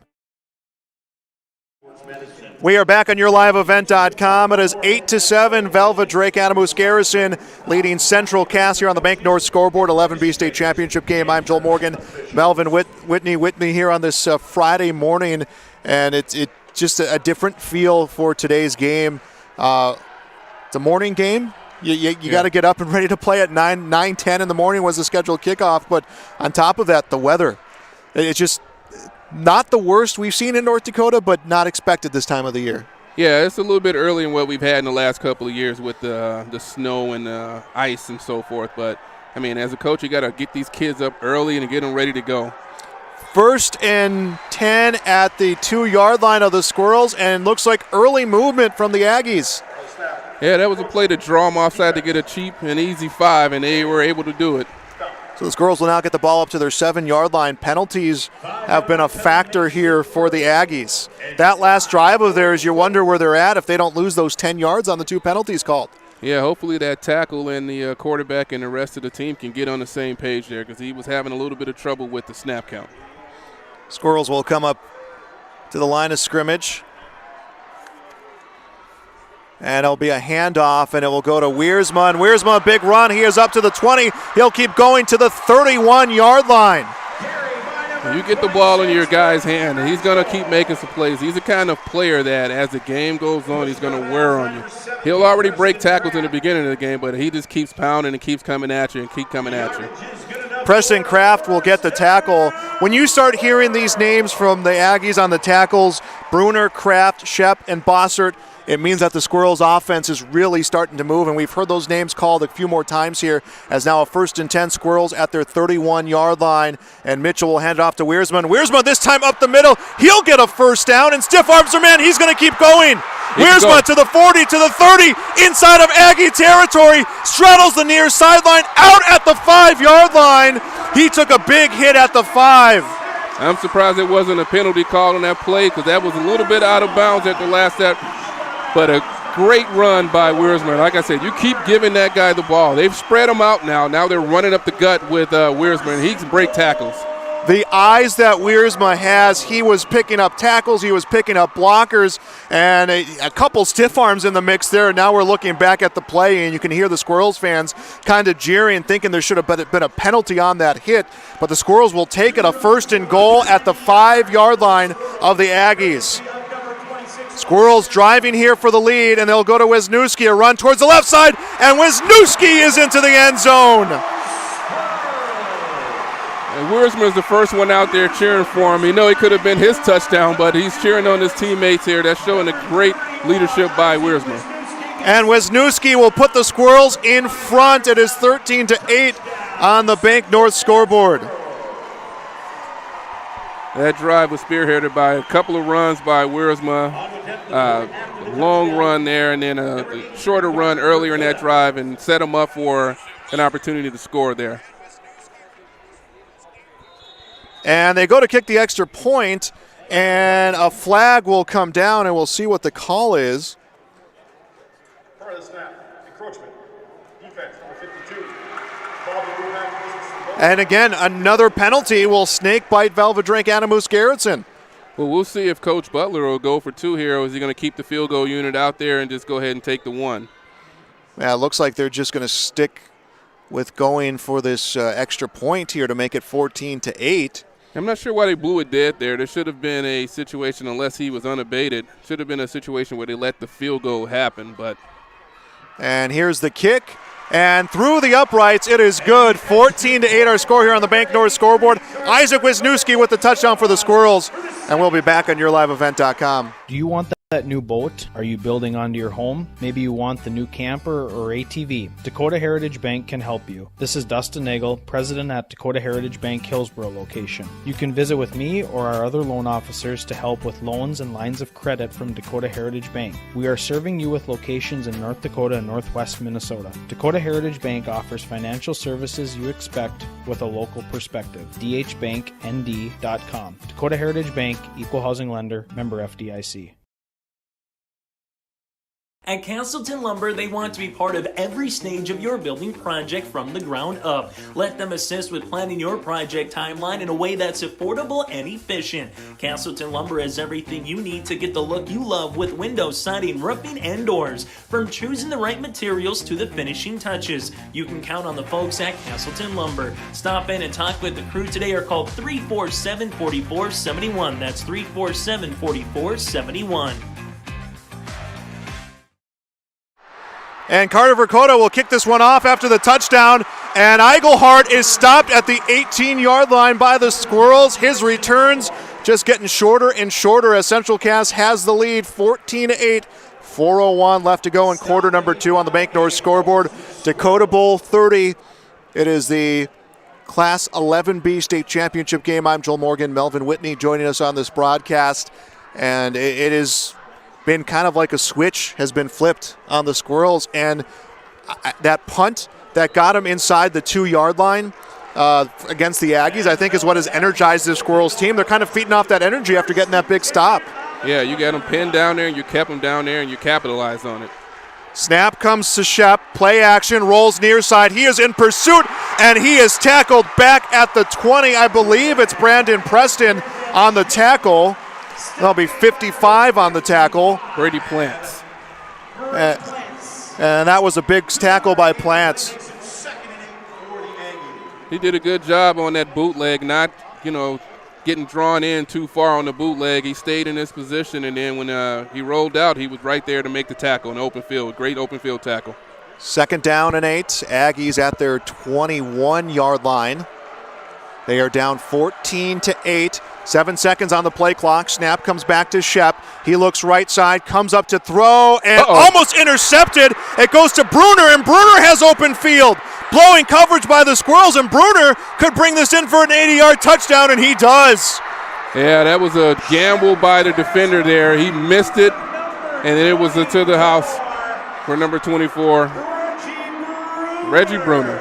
So Reggie Bruner will get the touchdown, and I believe that was Johnson who was on the coverage. It was Johnson, and Johnson extended himself for the interception, and as you've mentioned, it took him off coverage. Yeah, they're playing a lot of man-to-man out there, so if you miss, and they catch it, it's game over. So you got to be a little bit more cautious out there as a defender, knowing that you don't have any help behind you. Aggies fall behind. It takes them 1 play from the line of scrimmage, make that 2 from the line of scrimmage to tie this game at 14, and the Aggies will go for 2 to try to regain the lead. It's Shep with the keeper, runs around the right side, and he is able to get there for the 2-point conversion, and Velva-Drake Adamus Garrison regains the lead. It is 16-14 on the Bank North scoreboard. 3:05 left to play in the first half. We'll be back on yourliveevent.com. Hey, what you doing? Crawling around under my planter trying to figure out if I need any maintenance parts replaced. It's harvest time, buddy. Yeah, I know, but the guys at RDK Enterprises keep reminding me to check now, just in case I need something ordered. What do I look for? Just give RDK a call and ask some questions. They are the guys I go to for answers. This is Chris from RDK Enterprises, your local precision planting dealer. We will answer all of your planter questions or come out to your farm and take a look at your planter. Give us a call, 701-636-2119 or planterdoc.com. And we are back on yourliveevent.com. It is Reggie Bruner with the 80-yard touchdown catch, and Velva-Drake Adamus Garrison regains the lead 16-14. The Squirrels have a lot of momentum coming into that defensive series. Melvin, now the question is, how can the Squirrels respond to that adversity? Yeah, you got to come back out there and give the ball to 26 again. I mean, that seems to be the formula that's worked so far for you. Spread them out, give the ball to Wiersma and let him run and find space. Wiersma, the MSUM commit, will continue his career after this season. Hey, you got a little bit of you got some time here. 3 minutes and 5 seconds left here in the second quarter. No need to panic from the Squirrel side. Your last 2 possessions, you've moved the ball pretty well. Just come back out there and do exactly the same thing you did the previous drives. Ben Shep, the quarterback, will do the kicking and will boot this one far side of the field, and it looks like it's out right about the 12-yard line. We'll get it at the 35 unless they decline a penalty. It looks like they're going to accept it. So good field position coming here for the Central Cass Squirrels. The Squirrels 9-2 on the season. Coach Butler said it when the playoffs started. He says, we're the 11th best team in 11B football, so everything we do from this point forward is just a bonus. They got a win against Botno on the road, 28-16. Beat Kindred, the number 1 team in the class, 14-10 on the road. Went out to Beulah last week, defeated the Miners 28-6. Probably the closest thing they've had to a home game here in the playoffs, and we're still talking about a 30-minute trip down 94 for Castleton as it's a 1st and 10. The Squirrels will be at their 34-yard line, and it'll be Mitchell with the run attempt, and all over it was Braden Selsler, and Mitchell may get no gain on that run. Yeah, it looks like he chose the wrong hole. They had him going up what would consider the 2 hole on the right-hand side, and he went up the left side, and they ran right into a defender. He had a lineman pulling there up the opposite side. And they'll give him 2 yards on the pickup, so a 2nd down and 8. Mitchell will line up with Wiersma to his right shoulder, 2 near side receivers, 2 far side receivers. 2nd down and 8. Squirrels at their 35-yard line. Mitchell has some time. Now comes through, shot downfield, and into double coverage. And almost coming away with that football was Cooper Johnson. But, yeah, he had a guy coming from the blind side and had to get that ball off quick, and he did. I believe that was Kyle Sandy. Yeah, somebody ran the wrong route here. We got 2 guys standing within 2 yards of each other on the offense for the Squirrels. And that was Kyle Sandy at the end who came in on that rush. But now a 3rd down and 8. We'll stop time with 2 minutes, 23 seconds to go in the first half. Well, if Aggies can stop them here, they can get the ball back and do something with it. Aggies lead by 2, 16-14. Split receivers either side. Ball at the 35-yard line of the Squirrels. Mitchell goes to tuck and run, throws a screen, incomplete. And that was a little bit, I think, of a desperation screen, a little bit of, I get rid of this football and we're not going to lose about 3 yards here. Yeah, in that case, you just take the sack. You don't want to even mess around throwing it in the middle of the field, especially with the speed that the Aggies have. Quarterback hurry credited to number 62, Kyle Sandy. So this will be at the 36 of the Squirrels. Riker Brush, the punter, will come out. He's had some good ones so far today. Trayson Eigelhart will come back to return the kickoff. 2:18 to go in the first half. The Aggies will get the football, and Brush's punt is off. And this one to the far side of the field will punt away from Eigelhart and is out at about the 22-yard line. Yeah, the coach of one of the coaches from the Aggies told Eigelhart to go to the middle of the field, and the punter promptly punted it the opposite side of where Eigelhart was. And they're smart enough to know not to kick it to him in this time. And that is, again, directional punting by Riker Brush, something he has added on to his arsenal of special teams for the Squirrels. The Aggies undefeated this season, and they are undefeated in Dakota Bowl appearances. They are 9-0, wins in 10, 9, 6, 5, 4, 3, 2001, 2000, 1997. Larry Sandy, his 33rd season, a 9-time state champion as a 1st and 10. Aggies will be at their 22-yard line, and it will be a run attempt for Ben Shep, and he'll pick up about 6. Quarterback ISO right up the heart of the Squirrel defense here, gained 6 yards for him. Now will be a 2nd down for the Aggies. Velva-Drake Animus, 11-time champions, winners in, 10-time champions. 1988, a loss against Carrington, and then a win against Oaks in 1983, predating the Dakota Bowl. 2nd down and 5, Aggies at their 26-yard line. Shep has some time, looks to the right, is popped down for a loss. Anthony Houle got in on the play. Great play by Houle coming down the line after tried to draw a quarterback ISO. So what the lineman was set and then release the defensive lineman. He did a good job of peeling off of that and coming straight down the line. And we're going to have a timeout. Not sure if it's an official timeout or if it was called by the Squirrels. I believe it will be Central Cass. They'll use a timeout here. 1:22 left to go in the first half. Central Cass trails 16-14 on the Bank North scoreboard. Let's take a look at our numbers so far here in this contest. For the Squirrels, 183 yards of offense on 23 plays. For the Aggies, 191 yards of offense on 27 plays. A bulk of those yards coming on that long touchdown completion for the Aggies as Shep connecting on that long touchdown pass to Reggie Bruner. Bruner, 3 catches, 112 yards and that touchdown. But otherwise, it's been a balanced game on both sides. Yeah, you got a tale of 2 different teams where the Aggies are doing it in the air and the Squirrels are taking to the ground to get their offenses moving. 1:22 left to play in this first half. We'll get our complete first half numbers coming your way here at halftime at the Dakota Bowl here at the Fargo Dome. Thanks for being with us on yourliveevent.com. Thanks, as always, to our schools that allow us to broadcast and the Activities Association. Thanks to Central Cass and the businesses that have supported us all year, as it's a 3rd down and 3. Make that a 3rd down and 7 for the Aggies at their 25-yard line. And Shep goes to run, move towards the right side, and he will get through for the first down before being stopped, I believe, by Lamar. Yeah, I wonder what that's going to do with Coach Sandy. Will he be a little bit more aggressive? He seemed to be kind of content to run the clock down and let the first half clock sound, but getting this first down here, what does that do to him? Does it make him become more aggressive and try to get a score here before the half? 1:08 to go here before halftime. 1st and 10, Aggies at their 33-yard line. Trips left, 1 receiver far side. And some early movement, and Jamison Rimey will be the one, I believe, who dropped back. Yeah, that's the same situation here. Something's not jiving right with the quarterback in that tackle here. Yeah, that's, I believe, the third false start they've gotten called on today. A couple encroachments in the mix there right now, and a lot of two-way players on this team.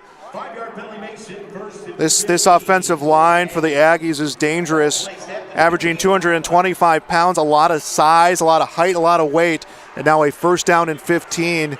Aggies come back to their 26-yard line. High snap to Shep, fakes right, comes left, open field, rears up to throw, and almost intercepted by Wiersma.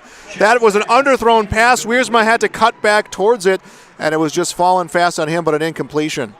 Yeah, again, the Squirrels are playing a lot of man-to-man out there against Englehart, and he's beaten the defender a couple of times, but they're getting such a great pass rush that the quarterback can't get set up to get enough under it to throw here, and he almost underthrew it and threw it right to Wiersma. Yeah, Wiersma just kind of playing safety there a little bit, just kind of filling in open space once he saw the coverage downfield for his team. Is now a second down and 15, 51 seconds left to go in the half. Velva-Drake, Adamus Garrison leading 16-14, and a keeper for Shep, and he will gain about 6, and a third down and 9 coming up. Looks like did we get a timeout here? Who was that timeout for? Oh, no, we didn't get a timeout. I thought I heard the whistle blow. It was just probably ending the play. Looks like Coach Butler's, again, resigned and is going to the half as well. Now the Aggies will come up to the line of scrimmage. 20 seconds left to go. They've got one-on-one up top with Englehart there, so I wonder if they'll just take a shot.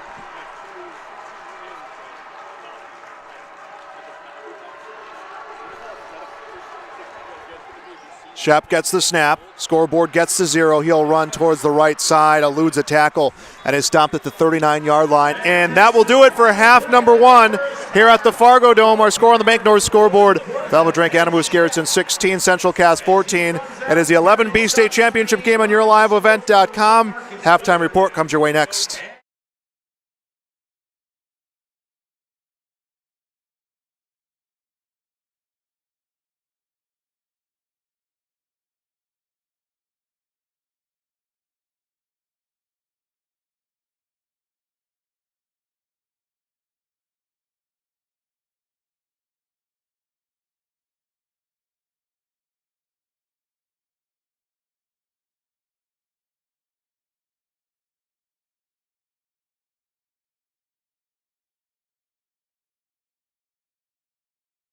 Farming today doesn't always feel the same way it used to. Then again, some of it feels all the same.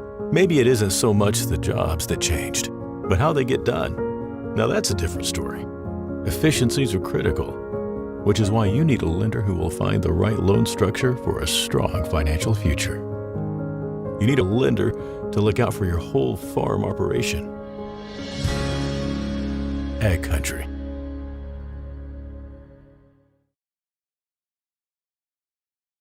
Honesty, loyalty, integrity. At Bank North, we've remained true to these values for generations. They shape the way we do business, work with customers, and support our communities. We've been here for more than a century, helping people grow farms and businesses, finance homes, and pursue their dreams.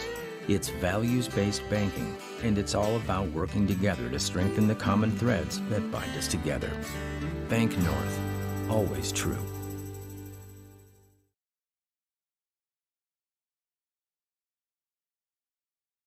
Team at Maple River Grain and Agronomy wishes the best of luck to the players in today's game. Maple River Grain and Agronomy is proudly serving producers, accessing markets, and building relationships in eastern North Dakota and western Minnesota. They offer a variety of grain marketing and agronomy solutions. See the latest updates by following MRGA on social media. They're active on Facebook, Twitter, Instagram, LinkedIn, and YouTube. Check out the website at mrga.com to learn more about Maple River Grain and Agronomy and how they can serve you and your operation. Growers, here at Chad's Excavating out of Mayville, we are your water management contractors. We can help you with tile drainage plans, surface drainage plans, or both. Remember, water management is a lifetime investment.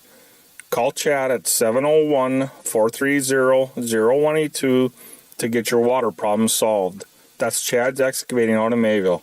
701-430-0182, helping farmers grow. Take a good look at Hillsboro. It's conveniently located between Fargo and Grand Forks. Hillsboro is a growing community with solid local schools with high graduation rates. There's an industrial park ready to host a new business. And there's Woodland Park with activities all year round. The Hillsboro Economic Development Corporation asks you to take a good look at Hillsboro when you're thinking about a place to put down roots and grow.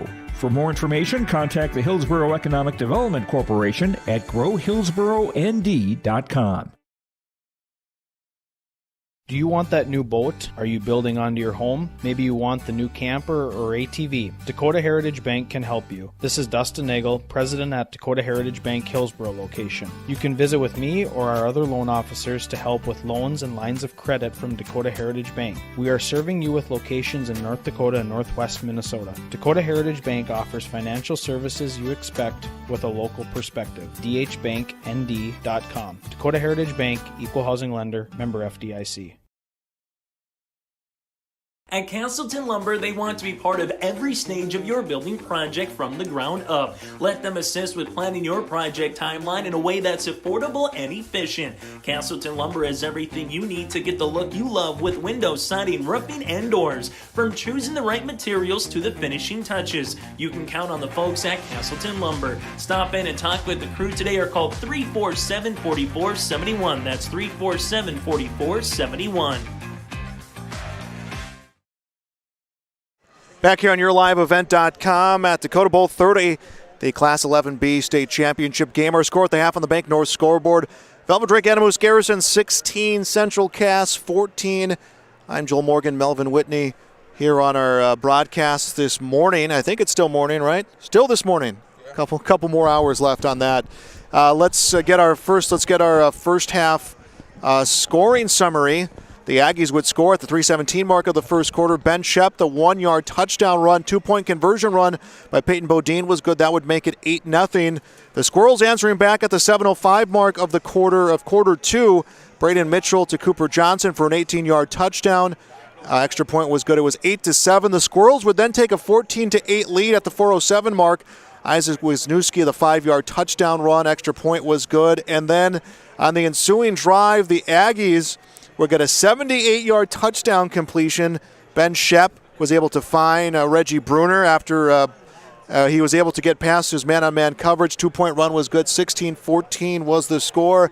Melvin, kind of everything we were expecting to see here in the first half of this game. It's been exciting. Yeah, you love to see it. You get to this end of this time of the year, and you want to see two quality teams go at it. Limited injuries or anything like that, and you just want to see a good game.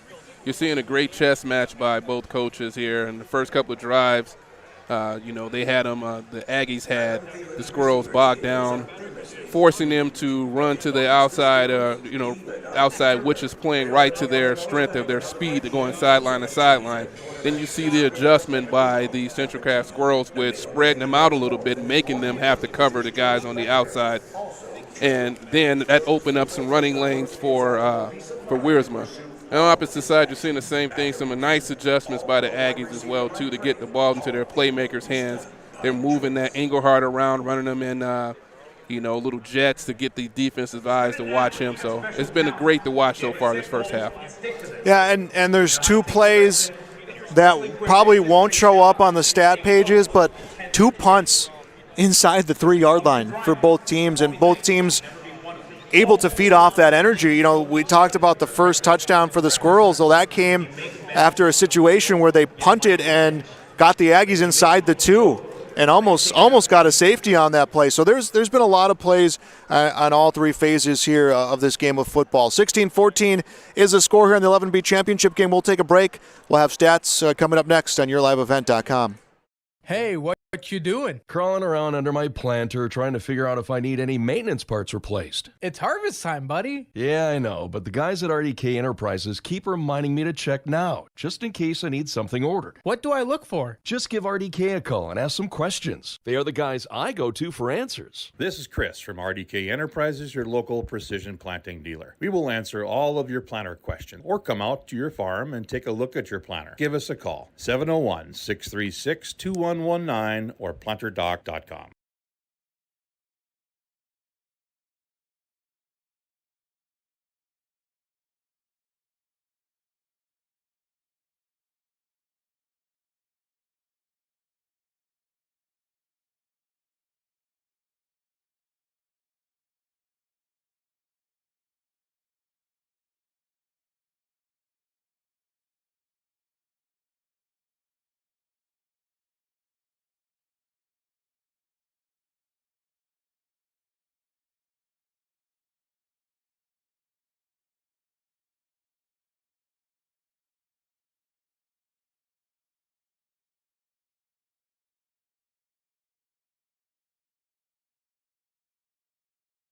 Maybe it isn't so much the jobs that changed, but how they get done. Now that's a different story. Efficiencies are critical, which is why you need a lender who will find the right loan structure for a strong financial future. You need a lender to look out for your whole farm operation. Ag Country.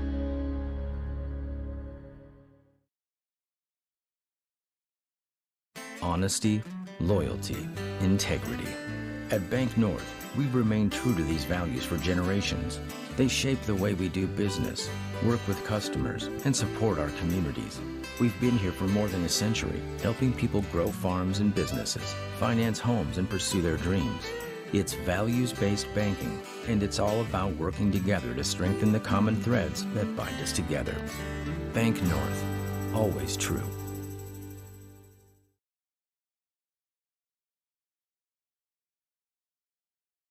Team at Maple River Grain and Agronomy wishes the best of luck to the players in today's game. Maple River Grain and Agronomy is proudly serving producers, accessing markets, and building relationships in eastern North Dakota and western Minnesota. They offer a variety of grain marketing and agronomy solutions. See the latest updates by following MRGA on social media. They're active on Facebook, Twitter, Instagram, LinkedIn, and YouTube. Check out the website at mrga.com to learn more about Maple River Grain and Agronomy and how they can serve you and your operation.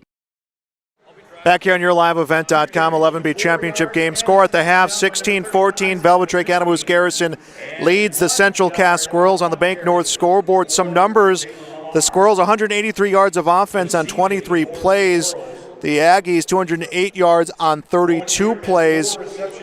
Passing yards, 64 for the Squirrels, 142 for the Aggies. Rushing yards, 119 for the Squirrels, 66 for the Aggies. So it's just a clear-cut difference on how they're approaching their offenses. Yeah, again, you got a couple of explosive plays that have really affected those numbers. But, I mean, an evenly matched team. Well, the total offense is about 6 yards off for each team. So you got a good matchup here. They got it right. They got it right this year with the Aggies versus the Squirrels. Time of possession, 12 minutes, 18 seconds for the Aggies, 9 minutes, 32 seconds for the Squirrels. A couple things that factor into that. First quarter, it was 8 minutes to 3 minutes, and then you talked about it, 6 penalties, 30 yards for the Aggies. That kind of slants that time of possession, too.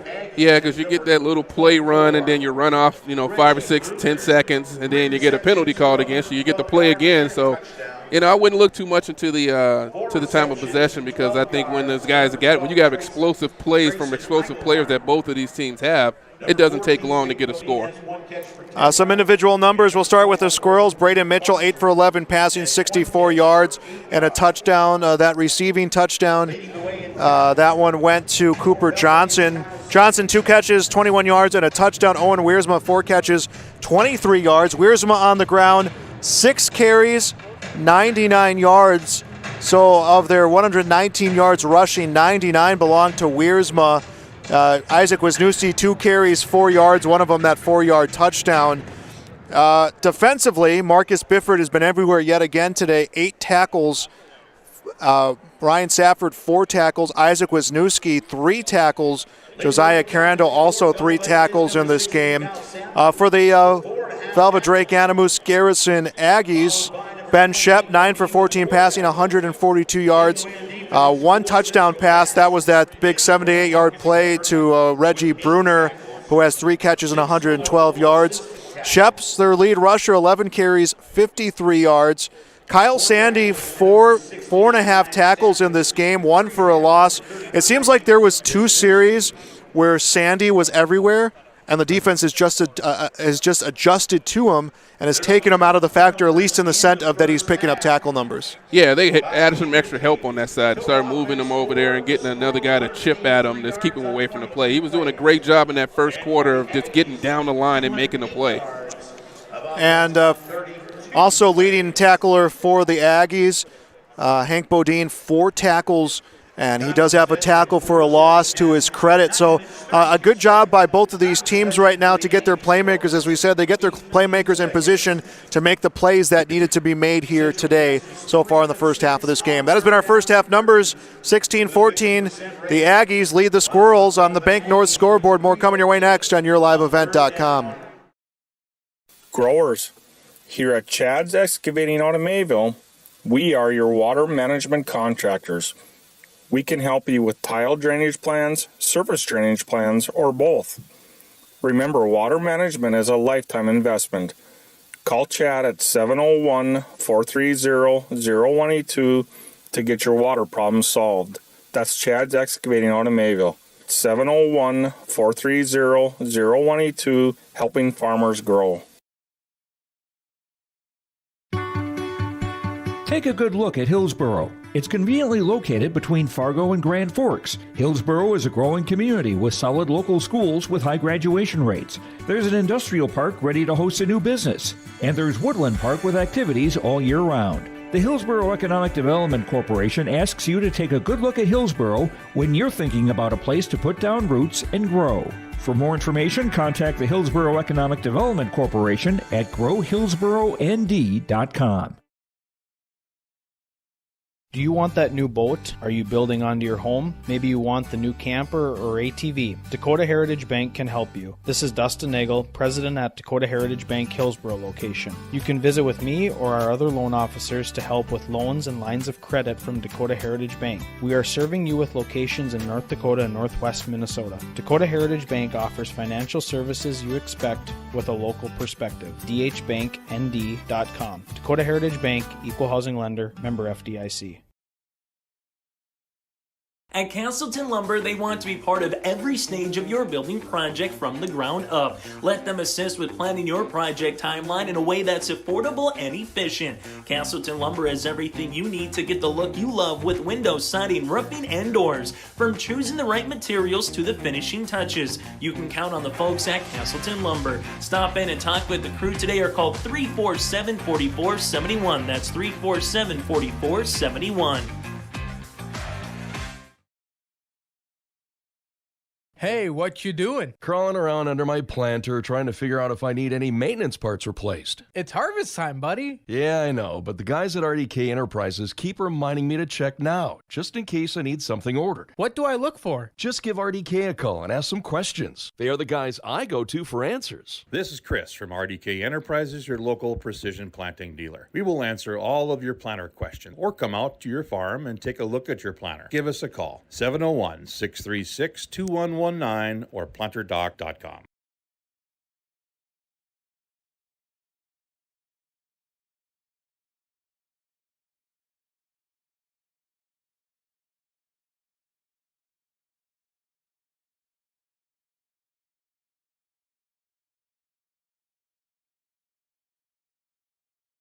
Farming today doesn't always feel the same way it used to. Then again, some of it feels all the same. Maybe it isn't so much the jobs that changed, but how they get done. Now that's a different story. Efficiencies are critical, which is why you need a lender who will find the right loan structure for a strong financial future. You need a lender to look out for your whole farm operation. Ag Country.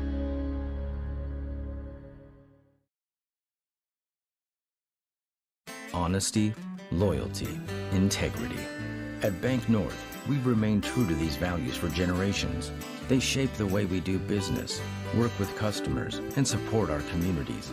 We've been here for more than a century, helping people grow farms and businesses, finance homes, and pursue their dreams. It's values-based banking, and it's all about working together to strengthen the common threads that bind us together. Bank North, always true.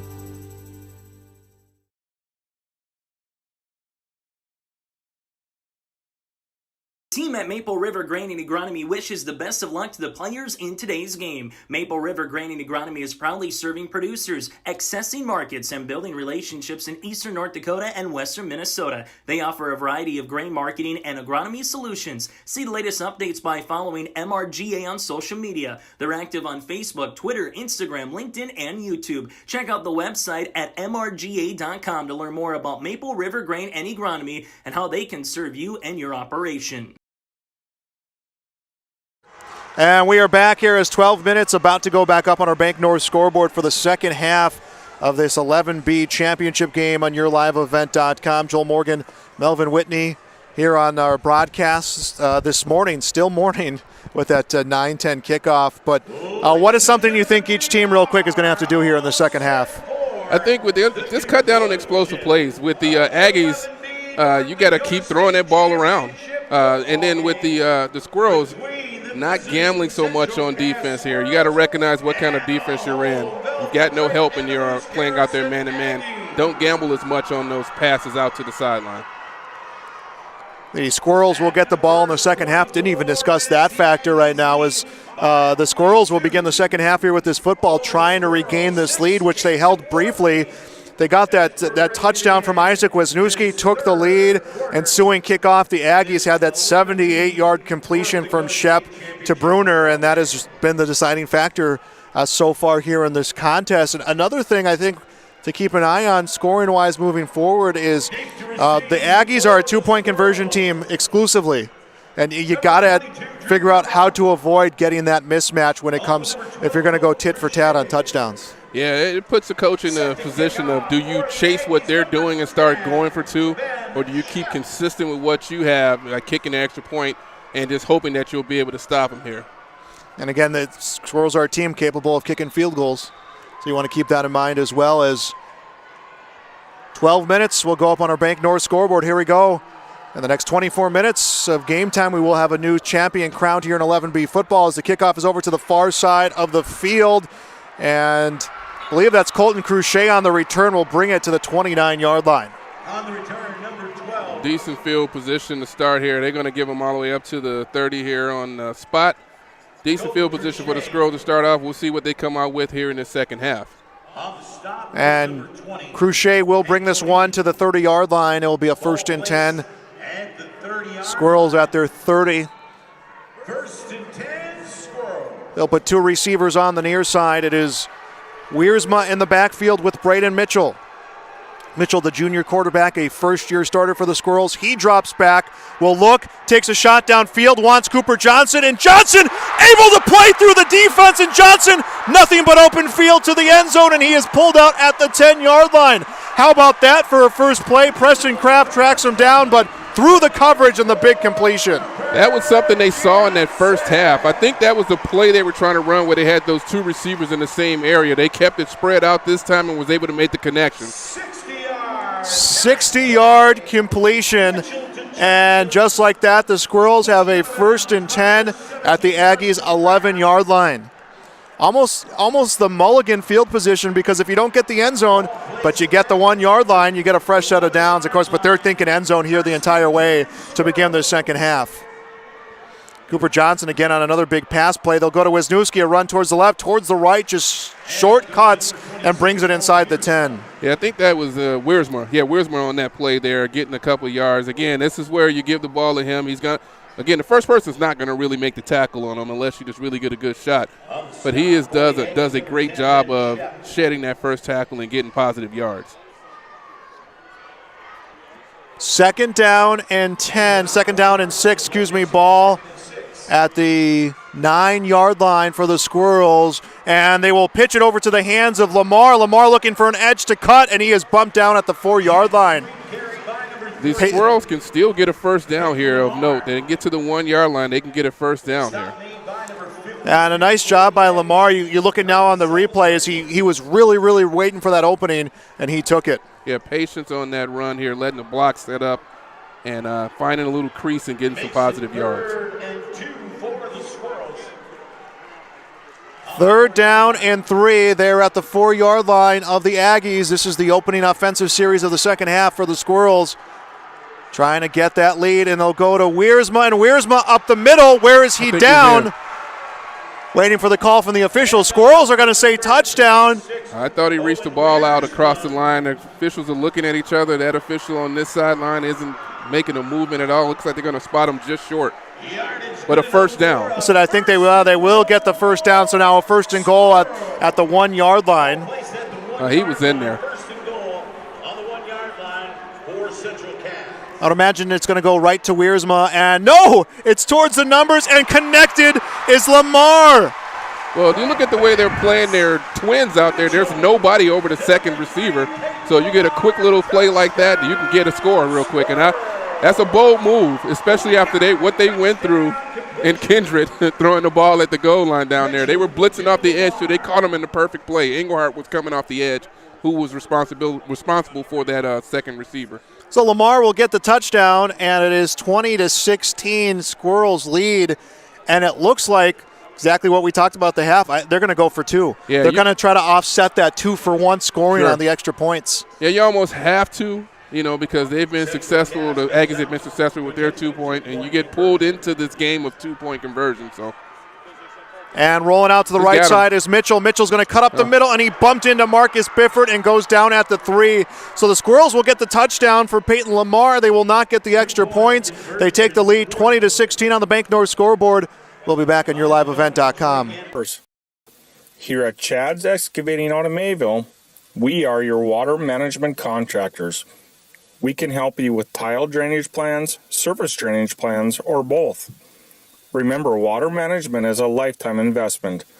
Call Chad at 701-430-0182 to get your water problem solved. That's Chad's Excavating out of Mayville. 701-430-0182, helping farmers grow.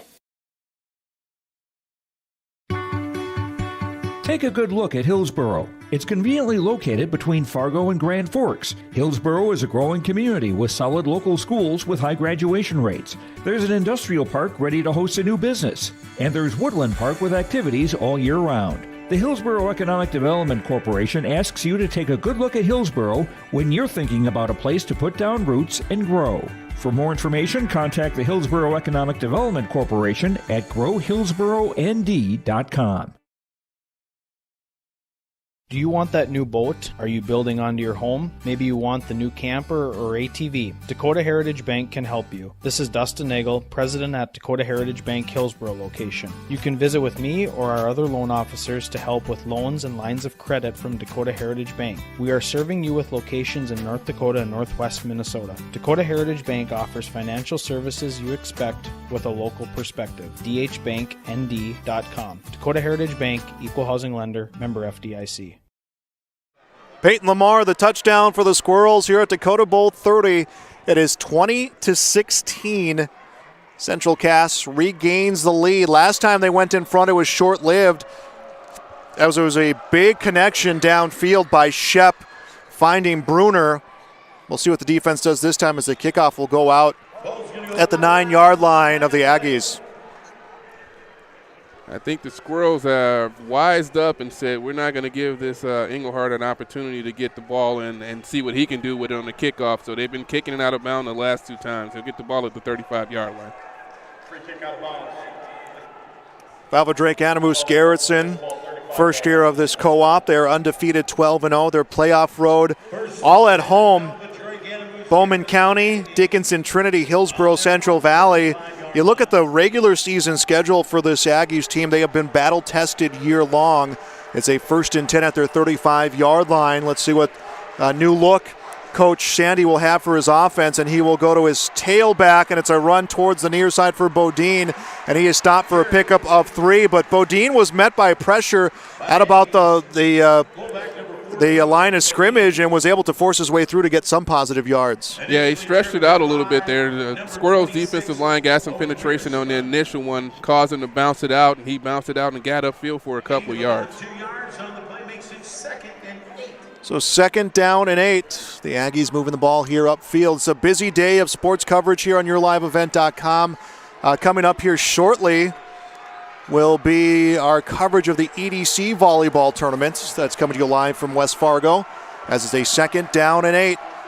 2 seconds on the play clock. The Aggies get the play. It's his play action. Shep will throw towards the far side, and he finds Hank Bodine, and Hank Bodine will get free for a big run downfield. Finally forced out at the Squirrels' 20. Wow, another explosive play on that bootleg by the Aggies here. The last time Brandon Preston was able to sniff it out, but this time he got sucked in there, and then they kicked it out to the sideline, and he was heading up the field, and he broke a couple of tackles and for a big explosive play. Yeah, Bodine made Wisniewski miss and then picked up a block for a big play for the Aggies. They'll get the ball at the Squirrels' 20-yard line exactly. So last time it took 2 plays for the Aggies to respond back after falling behind. This time 2 plays in, and they're in good field position here to try to regain the lead in this 11B championship game. And it'll be a handoff to Bodine and a run towards the left side. He is upended at the 15-yard line. And Bodine with a nice little jump over and get a couple of extra yards at the end of the play there. They'll set up a 2nd and 4. Pick up about 6 yards on the play, making it 2nd and 4. So he'll get 6 yards, and it's a 2nd down and 4. Big moment here for the Squirrels defense. Squirrels leading this one by 4. Aggies 2nd down and 4 at the Squirrels 15-yard line, and it's a sweep, and it comes to Eigelhart. Eigelhart around the numbers is upended at the 10, and a flag was down at the 15-yard line, about the spot you would see a hold. Yeah, I think they're going to get Reggie Bruner on a hold there.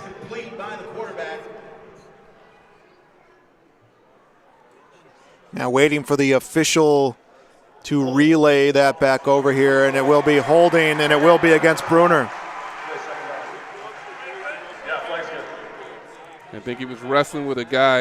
I don't know if it was really holding there. He just kind of wrestled with him a little bit, and the big man started falling backwards and twisted a little bit and gave the impression that it was a hold, but the referee saw it different than I did, and that's not the first time. I believe that'll be penalty number 7 and a loss now of 35 yards for the Aggies. Yeah, holding one of those things is to the discretion of an official, and it's another one of those tough calls to have to make in a game like this. This is a 2nd down and 14. Aggies will come back to about the 23-yard line, and now Shep drops back. He's getting pressured, corralled towards the near sideline, and he is sacked. I think they're going to spot it at the 28-yard line, but a good run for Brandon Preston. Yeah, I think they were setting up a play where the short side receiver was going to drag back across the field, and they were going to roll out to the right and throw it back to him. He got caught up in the traffic. The pressure got to the quarterback before he can get set up, and it just caused him just to run, to try to get something positive out of the play. Good pursuit by Preston. I said Preston 6'1", 240. One of the top tacklers on this front 4 for the Squirrels, and now a 3rd down and 17. Velva-Drake Adamus was dealing. They've now lost some yards here on penalties as they're back at the 26-yard line, and Shep drops back, and open player at the flat, and a big open field hit against Kraft. He'll get 8 yards and then is just upended. That was a great play by Wiersma coming across the field, keeping his man, but just meeting him up the field. They had the wheel open. It looked like it had a chance for a big play here, but then with Wiersma gaining so much ground coming across the field and making that play, that's awesome. A hard hit by Wiersma. And now a 4th down and 8, and Aggies here with 6:42 to go in this 3rd quarter will go for it here. They're at the Squirrels' 18-yard line. Big moment for the Squirrels defense. Shep drops back. Shot towards the end zone, intercepted by Lamar at the 5. Lamar, an interception. His team leading 7th, and the Squirrels get the big stop. Great read by, who was that there? That was a great read by Lamar there on the play, getting underneath the receiver. They tried to run a corner route to the wide side of the field. Lamar with a great play getting the interception. 6:22 to go in this 3rd quarter, and if you're Central Cass, obviously the more separation you can get between the Aggies, the better, but I think Squirrels are also thinking the longer we can outstretch this drive here, we can eat up a whole chunk of the quarter in this championship game. Squirrels have 1st and 10 at their 5-yard line. Braden Mitchell stands with his heel in the end zone waiting for the snap. He will set Lamar in motion from left to right. And it'll be a handoff to Wiersma, and Wiersma bounces around, will come to the near side, strike that. That's Wisniewski, and Wisniewski will get free tackled at the 29-yard line. 28-yard run, or excuse me, a 23-yard run for Isaac Wisniewski. The initial first part of the play, they tried to draw him off sides again like they did down there in their end zone in the first half. They didn't get it, called the play, reset and called the play, and got a big gain. And it's like the pace that Wisniewski ran that football is like, he's coming, let's get set. And before you know it, he's up in your face. A little bit of a kind of an off-rhythm runner. Yeah, very patient. Patient and kind of, like you said, off-rhythm. You see that from both of their backs. First and 10, Squirrels at their own 30, and they'll go to Wiersma, and he'll get 7 on this run. Time continuing to tick away here in the third quarter at the 5:45 mark and counting. Yeah, again, Wiersma, he's up over 100 yards now, making his bid for the player of the game. Yeah, he has been impressive. Wisniewski has been impressive in the backfield. That line has been impressive. You've been around football long enough to know there's a ton of unsung heroes. Is now a 2nd down and 6. They go to Wiersma, and he is wrapped around in the backfield. And that's Braden Seltzer, the linebacker, who got right in there in open space. Yeah, you got to do. That's the best way to try to tackle him is grab those ankles and just hold on and hope that the rest of the cavalry is on their way, and they did this time. I believe that will be a loss and a short one. If that, no, they will say no gain. So at 3rd down and 6, Squirrels remain at their 35-yard line, inside of 5 to go in the third quarter. Looking at man-to-man across the board here. Dropping back is Mitchell. Rears back to throw, sidesteps, will throw this one, and interception. Reggie Bruner will intercept this one at the 35 of the Squirrels, or rather of the Aggies. Yeah, their spacing is off on some of their plays today, and they got receivers running the same route. I thought the ball was initially meant for the slot guy who was coming across, and then it went over his head and right to the hands of Bruner. So teams trading interceptions here in the third quarter. Aggies will get the ball with 4:41 left to play. Bruner's first interception of the season. This Aggies team, we haven't seen it today, but they've been a team more than capable of not just creating turnovers, but creating defensive scoring opportunities. 1st and 10, Aggies will get this one at their 34-yard line. And a man gets set in motion. It's Eigelhart. He'll get the pitch on the sweep, and Eigelhart up the middle down at the 39-yard line. He tried to squirm out of there saying it wasn't down, but the officials got him down there on the 34-yard line. Excuse me, the 39-yard line. So another moment where the Squirrels defense is going to have to shine to try to overcome that interception.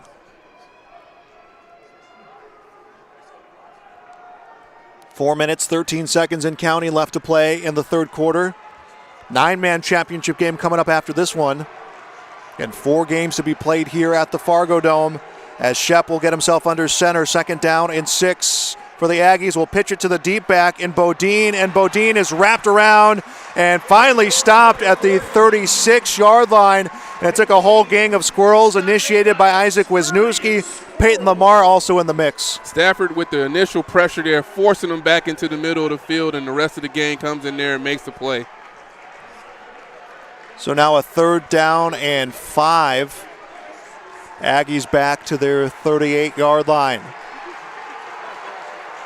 Squirrels fans right below us, and they are getting loud here in this third quarter as there is 3:26 left to play. Shep under center. Play action, rolls out near side, connects on a screen. It will be shy of a 1st down as it goes to Peyton Bodine. At least it will be at the mercy of the spot. They tried that bootleg again. They're about 2 yards short, it looks like here. What will Coach Butler do here? Now 4th down and 2. Excuse me, Coach Sandy. Sandy's on offense. Aggies went for it on 4th down last time, threw an interception. Rotated out 2 players here. I still think they may still have their offense out there. Teams are converting 29% of the time against the Squirrels when it comes on 4th down opportunities. 4th down and 2. Aggies at their 44-yard line. They were just going to try to draw them off and try to get an easy 5, but it looks like they're going to take the penalty here and then kick it. Good heads-up play by Coach Sandy there. You know, it's one of those things that you can't expect high school students to always have at the front of their mind, is that, you know, you're going to concede those 5 yards because you're a little bit more cushioned to punt. Yeah.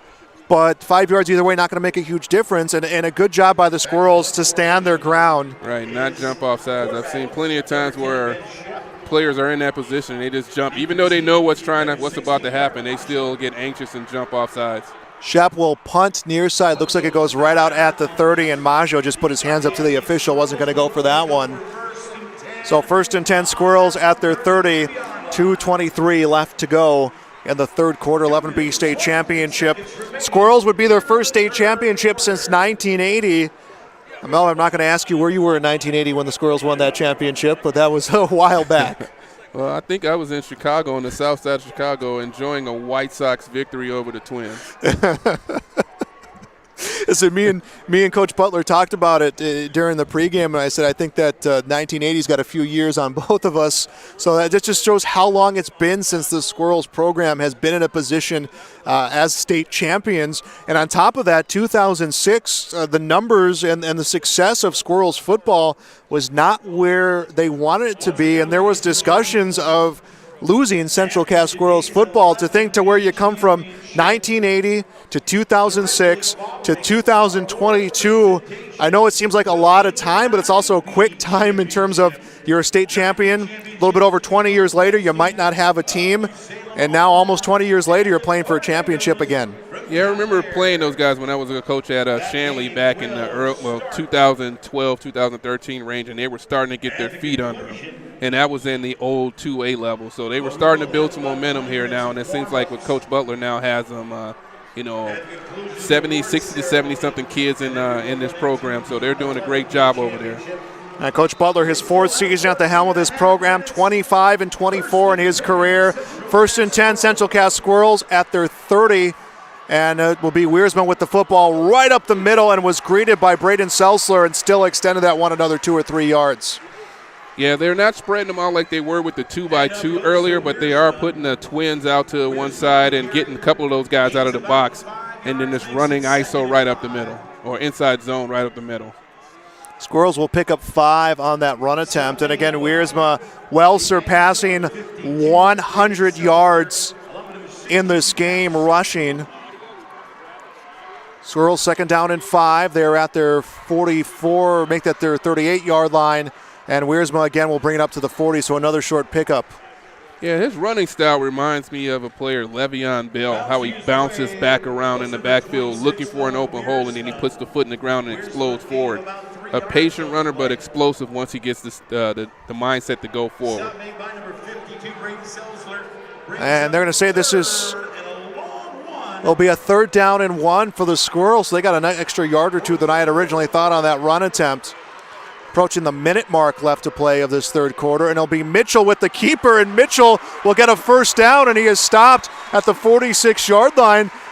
Mitchell had Marcus Bifford in front of him on the block, and looking at the replay, Bifford kind of cut in front of him, and he stiff-armed his own blocker to let him know, hey, I need you to go this way. All right, sometimes you got to push those guys in the direction you want them to go. He had doubled up on that ball and was getting that 1st down no matter what.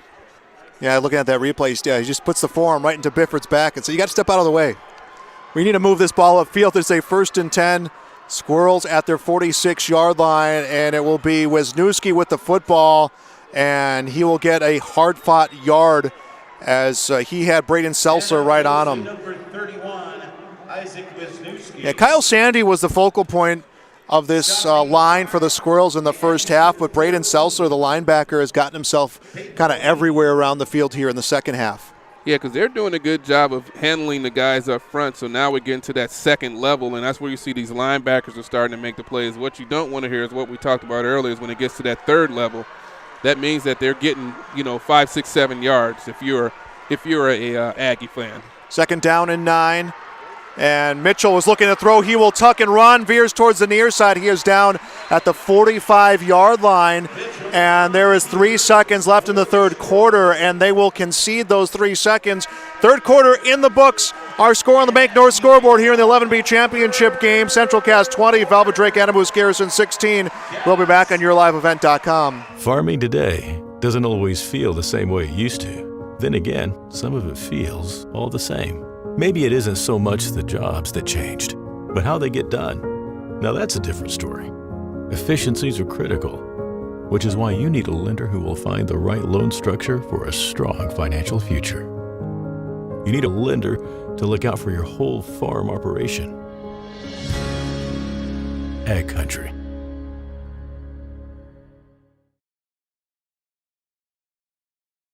honesty, loyalty, integrity. At Bank North, we've remained true to these values for generations. They shape the way we do business, work with customers, and support our communities. We've been here for more than a century, helping people grow farms and businesses, finance homes, and pursue their dreams. It's values-based banking, and it's all about working together to strengthen the common threads that bind us together. Bank North, always true. 12 minutes back up on our Bank North scoreboard. It is the final 12 minutes of the 11B championship game, and the Central Cass Squirrels lead 20-16, and it is the Squirrels football. 3rd down and 2. They are on the 45-yard line of the Aggies. I'm pretty sure this is 2-down territory if they don't get it here. With the physical presence that they've been showing here, the Squirrels have been showing, I think they're going to, if they don't get it here, I'm pretty sure Coach Butler's going to go for it again. I think we're still waiting to come out of that TV timeout, so a few extra seconds here and now.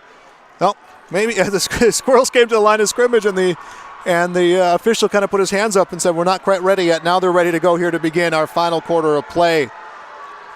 And it's Mitchell. Mitchell with the keeper. He will get the first down and extends and will lose the football at the 35. He was past the 40, was thinking end zone, and lost it at the 35-yard line. The Aggies will have a 1st and 10 at their 35. Well, as soon as we say the Aggies aren't showing it today that they're getting the ball back on defense, here they are. They've gotten it back 2 times here in their last couple of drives with 2 big plays. Ben Shep, the quarterback, gets the fumble, and now we're looking at the replay here at the video board at the Fargo Dome. And Mitchell, I don't know how he was upright running through that pile, and then, just went to readjust, I think, for ball protection, and it came right out of his hands. Yeah, Selzer with the play, pulling at the ball here, poking at it, and got it to pop up out of his hands, and then the Aggies were able to recover. Aggies 1st and 10 at their 35-yard line. Shep with the football, play action. He wants to run himself. He'll come right up the middle, and he is tackled at the 40. Gain of 5 on the play there. Shep on the carry for the Aggies. Gain of about 5 yards on the play. And Shep will pick up 5 yards. He has been the lead rusher for this Velva-Drake Anamoose Garrison football team. 13 carries, 55 yards for Shep in the contest, and now a 2nd down and 5. Aggies at their 40. They are driving for the lead and potentially the win, and they will go to their deep back in Braden Bossert, and he'll get a short pickup. And now a flag comes down after the play, and judging by the reaction of Josiah Crandall, it's going to be against the Squirrels. I'm not sure what he saw that. I hope he didn't call it on, because the guy was landed on top of the defender, and he just rolled over to get him off of him. Hopefully that's not the call.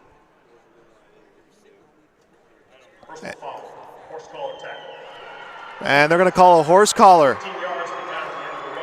And the Aggies will get a 1st down and 15 yards out of the deal. And we'll take a look at the replay again here on the scoreboard. It was Bossert with the carry and horse collar.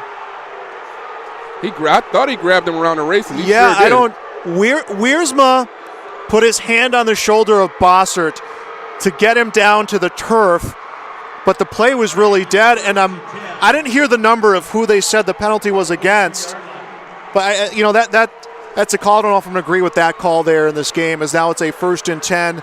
Aggies at the 42-yard line of the Squirrels. Final quarter to play in the 11B championship. Shep, play action, and he will run this one up the middle, and he is stopped inside of the 40.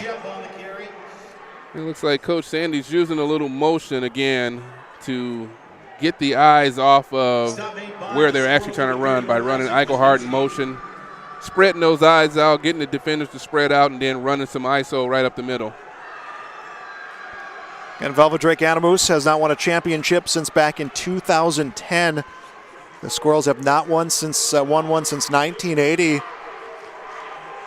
Velva-Drake Anamoose Garrison, first year of this co-op, but Velva Sawyer undefeated in their action here at the Fargo Dome for state championships. Snap will come to Shep, and it will be a short completion, and they'll stop this one at the 40. And that is an example, if you're a coach, of talking about playing through the whistle, because the Squirrels let up a little bit, didn't cost them, but I think they thought the progress was going to be stopped. Yeah, the initial ref I thought he was marking it back where they tackled him at, but a ref came from across the field and marked it up where the progress was, where the initial catch was made. So 3rd down and 5 for the Squirrels, as Lamar will get credit with the tackle, for the Aggies. Aggies at the Squirrels' 37-yard line, 3rd down and 5. Under 9.5 left to play. We are in the final quarter. They're going to have to get going here. 4 seconds on the clock here, the play clock. And it'll be put in the hands of Eigelhart on the sweep, and he'll lose the football, somehow keeps it, and brings it to the 29-yard line. First down. Bobbled it there for a second, was able to get it back, and that actually helped him twist a little bit there and get forward for the first down. Again, looking at that replay, Eigelhart, lost it and picked it up and took the defense out of position too. Approaching 9 minutes left to go here in the final quarter of play. This has been a physical game so far. On both sides of the ball. It's been impressive to see the Aggies match and exceed in some cases the physicalness of the Squirrels. Aggies at the 29-yard line of the Squirrels. Play action, Shep near side, and incomplete as he was trying to find Peyton Bodine. And Kate Olsen-Tinglestead, the linebacker, was on the coverage of Bodine, and Kate O.T. finished that tackle. Yeah, they're doing a much better job now of staying home on that bootleg. Preston is there to make a play. It looks like he's playing with one arm. He's got an arm kind of dangling there on the side. These kids are battling. They want to taste this state championship. 2nd and 10. Aggies at the Squirrels' 29-yard line. Shep comes back on the snap. Picks up a block and a wide-open receiver in and out of the hands of Eigelhart. He was wide open at the 5. Wide open at the goal. He would have basically walked into the end zone from there. Yeah, I'm watching Preston here. He's got one arm. His left arm he's not even using it on his pass rush. But, yeah, Eigelhart was wide open at the 6-yard line and just took his focus off of it, looking ahead, try to run in for the score and dropped it. And I believe that was Gabe Lackaduck who had that big pancake block that set up that whole entire play. It kind of like the perfection you look for. That was Lackaduck who had that play. Now a 3rd down and 10. Aggies at the Squirrels' 29-yard line. Shep dropping back, wants pass all the way, up the middle, throws, will connect to Eigelhart, who is stopped at the 20. No, extends it about 2. He's down at the 18-yard line. And he gets the first down. He catches this one, takes a couple of big shots and holds on to it and gets the first down. Good play by the young sophomore. He's a little banged up. He's going to have to come out of play here. This opportunity for the Aggies coming on a fumble for Braden Mitchell that got them the ball at their own 35-yard line. Anthony Houle will come from the near sideline for the Squirrels. He will take his spot as one of the front 4. 1st and 10. Aggies at the Squirrels' 17-yard line. Shep wants to run it himself, and he will get about 3. Yeah, I think I've noticed something with the defense of the Squirrels. They were initially calling a strength side and a weak side. Now, because it looks like because of Preston's injury, they're just keeping him on one side where he can use that inside hand because he can't use his left arm. It's just hanging there. He's just using his right arm to get initial engagement with the tackle and then trying to make a play there. 5-yard pickup for the Aggies, 2nd down and 5. Ball at the Squirrels' 12. Shep, a direct run, will go to the right side and makes that extra cut and might be enough for the first down. We're starting to see Shep really be the lead cog on this offense right now. And it is a first down, so a 1st and goal. Squirrels at the 6. Or rather at the Squirrels' 6.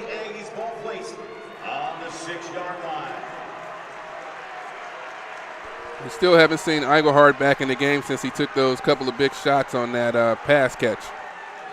Shep with the run will go to the left side, and he is stopped by Isaac Wisniewski, but he will get positive yards. Down to the 2-yard line, 2.5-yard line here.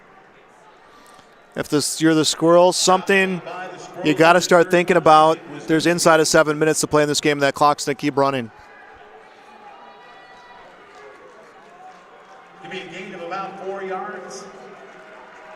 Makes it second and goal on the 2-yard. Second and goal, Aggies at the 2-yard line now with the Squirrels. Shep, a run towards the right side, and he is stopped at the 1. I would imagine you're going to see something to that effect for these next 2 plays. Raimi, Lakaduck, Holderman, Seltzer, and Sandy is the line for the Velva-Drake, Anamoose, Garrison Aggies, and they have been stellar on this drive, especially in these short yardage plays. Everyone knows where they're going. It's Shep, because it's been Shep on the latter half of this drive, and somehow they're still managing to get Shep positive yards. 2 receivers out on the near side. It will be Shep, and then the deep back will be Bossert. Shep under center, run towards the left side, into the end zone, touchdown. We haven't got an official call yet. And it will be a touchdown, and the Aggies regain the lead 22-20. Now, if they make this 2-point conversion here, that means that the Squirrels are going to have to go for it, get a touchdown here. They can't rely on a field goal. It's critical for these Squirrels to forget about that play, get over it, and then be able to come up here and try to get a stop. This is a critical play for them. Ben Shep, the touchdown, his 15th of the season. Make that his 16th of the season. He's got 2 in this game. Swinging gate here. And they are setting up for the 2-point conversion. Swinging gate, pass it, and he's going to try to run it. No, he's not going to get there. Big play. And it goes to Bodine, and he is shy of the 2-point conversion. So the Squirrels now trail 22-20, 5:57 left to play in the fourth quarter of the 11B state championship game. You're listening to YourLiveEvent.com. Team at Maple River Grain and Agronomy wishes the best of luck to the players in today's game. Maple River Grain and Agronomy is proudly serving producers, accessing markets, and building relationships in eastern North Dakota and western Minnesota. They offer a variety of grain marketing and agronomy solutions. See the latest updates by following MRGA on social media. They're active on Facebook, Twitter, Instagram, LinkedIn, and YouTube. Check out the website at mrga.com to learn more about Maple River Grain and Agronomy and how they can serve you and your operation. Growers, here at Chad's Excavating out of Mayville, we are your water management contractors. We can help you with tile drainage plans, surface drainage plans, or both. Remember, water management is a lifetime investment. Call Chad at 701-430-0182 to get your water problems solved. That's Chad's Excavating out of Mayville. 701-430-0182, helping farmers grow.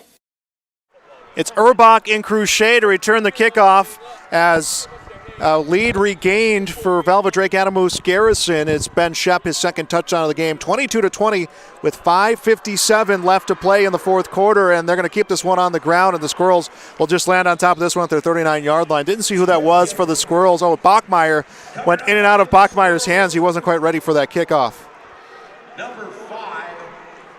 Yeah, for the Aggies, it looks like Eichelhardt is back in the game after getting worked on the sideline. He's back. He was there on that kickoff. The Squirrels will need a good-sized drive here that ends in the end zone to go in front and try to seal this win for the first championship since 1980, and snap to Mitchell, and he will go to Wiersma. And Wiersma finds a crease, and that's about a 9-yard run on the first carry. You need a big play, you go to your big time players, and Wiersma with a great start with a 9-yard run. And it will be a second down and 1 at that 9-yard pickup. Getting close to midfield here, 2 yards away. Just under 5.5 to play. Squirrels on their own 48-yard line, and it's Wiersma again, and he moves around to the right side, and he will get 3. That was a lot of running to get those positive yards, but they'll take it. Did pick up the first down. Now they're in Aggie territory. A lot of the kids are slow getting up, cramps, just been banged up. Like I said, a real physical game here. Number 14 here for the Aggies. Bodine is limping off. Looks like he's cramping up here. He's going to go to the sideline and get a little massage, get some Gatorade or something in him, and hopefully can get back out here. You don't think about how quite hot it is down on the field. And that was something that was discussed when the Squirrels came to practice here, is a 1st and 10 Squirrels at the 48. of the Aggies. And it'll be Wiersma again up the middle and maybe a yard as he is stopped. Yeah, that is a big point there. When you go down there and you play for the first time, you've never had such a dry mouth, that you've had when you play on a turf field indoors for the first time. It changes. It's a lot different than playing outside on the turf. And that's something that Coach Butler talked about. Is he said that players were like, we go to practice, we never need water. We needed water about 10 minutes into practice. He told all the players, if you're going to wear long sleeves, if you're going to wear leggings, wear them during practice. If that's how you're going to choose to play this game, that is how you need to dress for practice. 2nd down and 9. Squirrels at the Aggies' 47-yard line. Play action. Shot towards the near side into the hands of Johnson. And Johnson down at the 35. He'll get the first down. And the Squirrels want a penalty on that tackle. They thought it went high. Yeah, it was just a high tackle around the neck. I didn't see anything wrong with the tackle there. He just got him up around the neck area. No face mask or anything like that. Just grab him around the neck. So the Squirrels will get that first down. 1st and 10 at the 35 of the Aggies.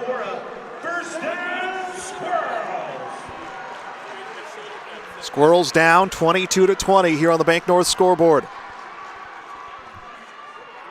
And a handoff and a run towards the left side.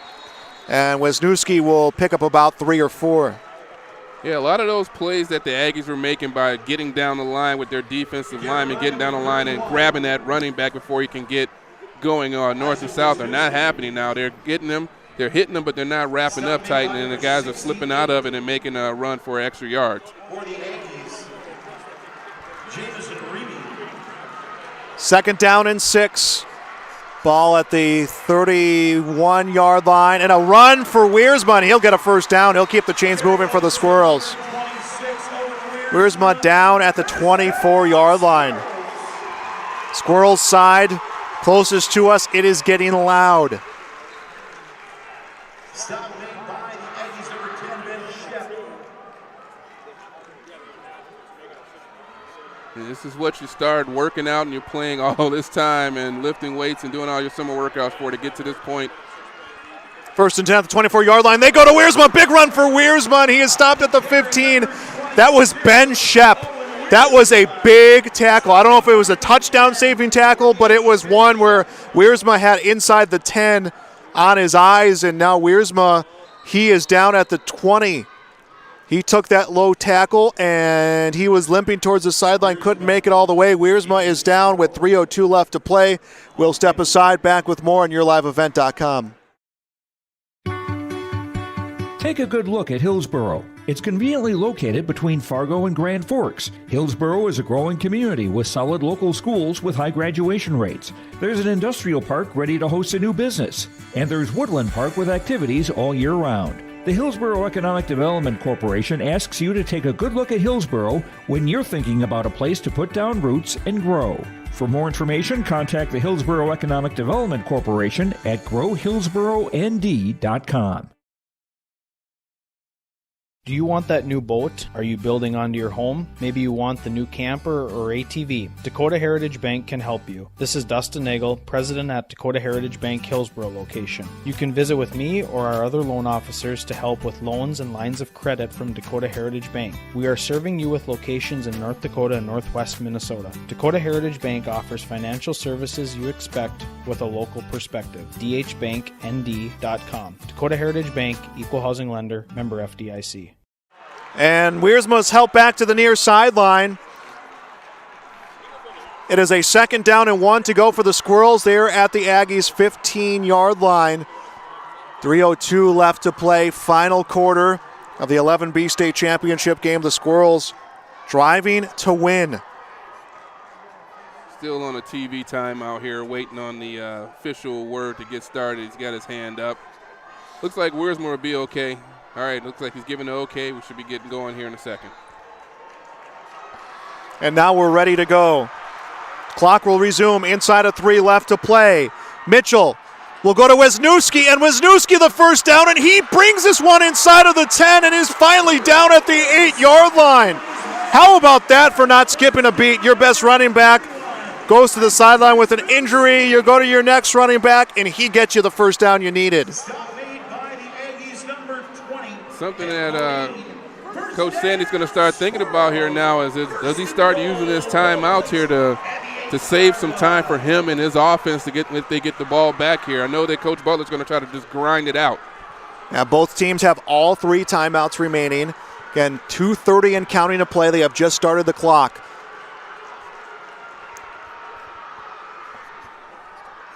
Wisniewski remains in the backfield, and it'll go to Wisniewski, a run towards the right. Wisniewski up to the 5-yard line, and he is tackled at the 4. I had said in week 1 for this Squirrels team, that game against the Grovers, that Wisniewski, if he gets in the mix for this Squirrels team all season long, it could be huge. And right now, he is being leaned on to try to finish this state championship winning drive. Well, Wisniewski comes off to the sideline, grimacing a little bit. It looks like he's okay. Just got banged up for a second, and now Wiersma's back in there. So Owen Wiersma will come back in, 2nd down and goal at the 4-yard line for the Squirrels. 1:44 and counting. Clock continues to tick here. 5 seconds on the play clock, and the Squirrels going to take some time. Again, they have that field goal capability in their back pocket, and ball will go to Wiersma, and Wiersma will pick up about 2, if that, and now a 3rd down. I would have thought Coach Sandy would get a timeout here. They're letting the clock. There he goes. He calls for the timeout now.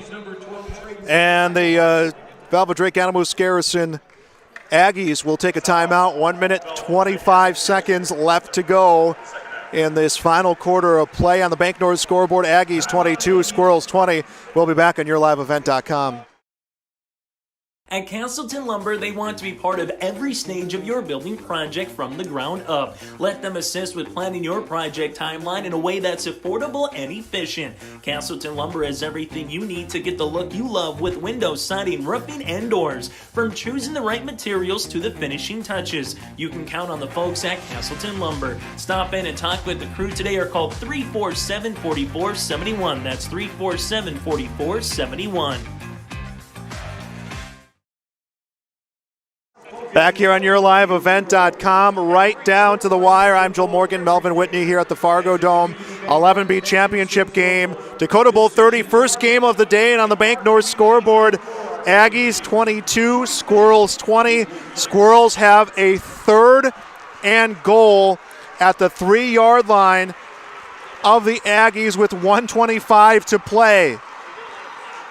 Yeah. This will be their last shot at the end zone. I would imagine Carter Verkota will try to come out and win this with the field goal if need be. They go to Lamar on the sweep. Lamar on the cut, extends. Is he in? Down at the 1.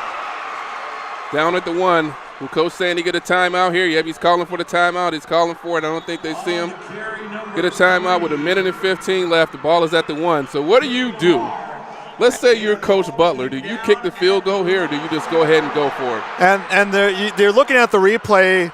You can hear the fans jeering that he's into the end zone, but it's where the knees are, not where the ball is. But and that is it. This is those situations now, and that is what Coach Butler is going to say to his players.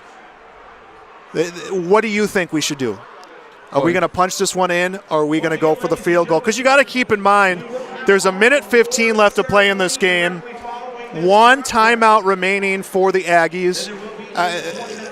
There is a lot of factors into this game. Do you know that the Aggies, who all game have been capable of that big play, do you want to give yourself some protection from that? I don't know. There's a lot. I would say that conventional wisdom would be we're going to go for this field goal. Yeah, that's conventional. We've saw all year that Coach Butler is not necessarily a conventional kind of guy, so I'm guessing they're going to go for it. Worst case, you pin them back on that side of the field, and you got all 3 of your timeouts to keep them down there to get the ball back, with some good time left to even kick the field goal if you do. But it's going to be imperative if you do go for it, you got to keep them down there and use your timeouts to keep them from getting out of there. And they're going to review that play. I didn't know we had review in. It is new, but they're going to review it. He's down there. I said down. This angle, here's what you're going to have to look at. The timing of the knees and the timing of the extension.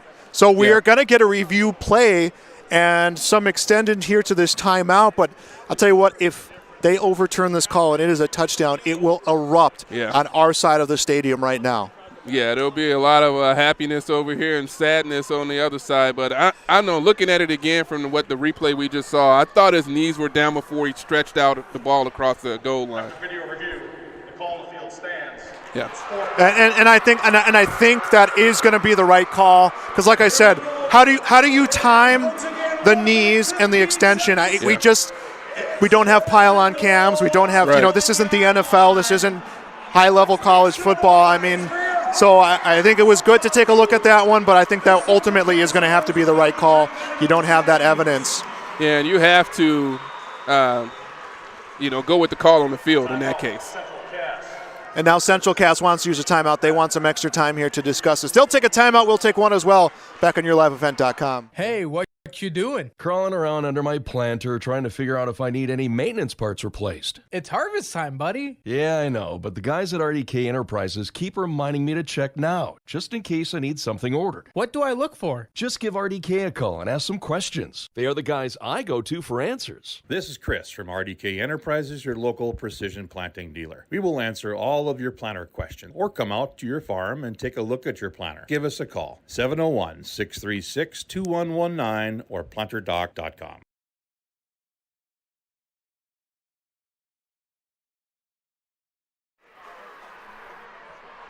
All right, we're back here, still in the timeout situation here with the Squirrels, mulling over the decision of whether or not to go for it here. I think that's what Coach Butler is talking to his players about, checking with the seniors to see, hey, what do you guys want to do here? Yeah, and I think that they got a little bit of an extra timeout there because of the review of the play. And, I think that started that conversation. So here we go. What is the decision for the Central Cast Squirrels now? They're going for it. That's the offense out there. They're lining up to go for it. I said no surprise. They will go for it here. The Squirrels are going for the win with 1:15 left to play. They are going to load that backfield. This is it. The Squirrels are going for the win. It's a fourth and goal at the 1 yard line. What a play by a tackle Seltzer! in the backfield. Mitchell was going for the run. Braden Seltzer tackles him for a loss, and a flag will come down. Now this is going to be very critical. Mitchell got tackled for the loss on the play, got upset, threw the ball, and it ended up hitting one of the players for the Velva team. They're going to get an extra 15 yards to get out of this end zone. Braden Mitchell on the carry. The Squirrels went for the touchdown to win the game.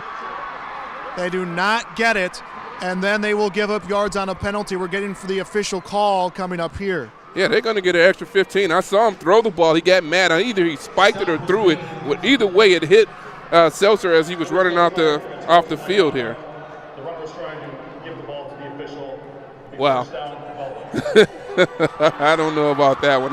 What I saw was something totally different. So they're going to say that he was handing the ball to the official. They won't give him that penalty, but the stop will be at the 3-yard line. So a first and goal. The Aggies leading 22-20, not quite in the clear yet. I wish they had a view of that play, but that's a very aggressive handing of the ball to the official if you're going to say that's what he did. But now we're in a situation where the Squirrels have an opportunity to they used one of their timeouts, so they only have 2 left. Oh, it's going to be the Aggies actually taking their third and final timeout. Yeah, I mean, get everybody situated here. There's a lot of craziness going on here in the last couple of minutes. Get everybody calmed down. All you really have to do is just push forward. Keep, just take the quarterback and just run a little quarterback sneak. Get that clock moving. Make them use their timeouts because they've only got 2 now because he called one on that decision of making whether or not to go for it. This is something that Coach Butler's going to be thinking about. If they don't get the ball back here, he's going to be thinking about that all offseason the rest of his life. We were talking about this in the break. You ask the players, they're going to want to go for it. Right. And I don't know. I'm a conservative guy. I would have kicked the field goal and just took my chances and saw what would have happened. But I can understand how if you're at the 1-inch line and you have Wiersma, and those guys that they do in that line, that you just go for it. So now the Squirrels will need their defense to do it for them if they are going to win this 11B state championship.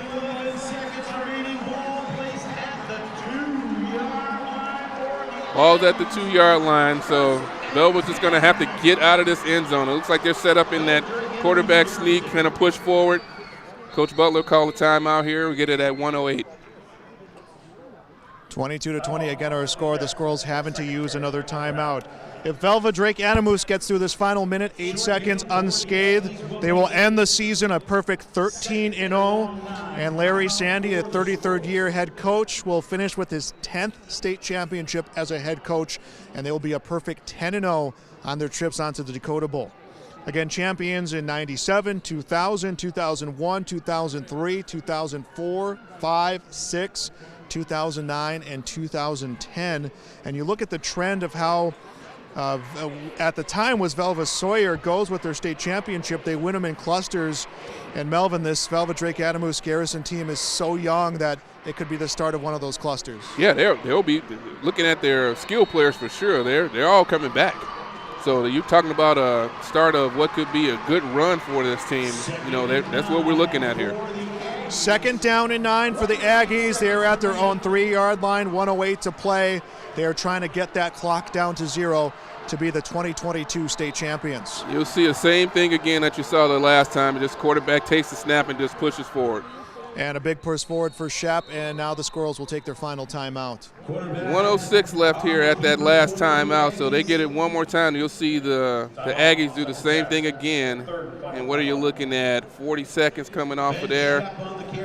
26 seconds or so before they have an opportunity to get the ball back for that 4th down.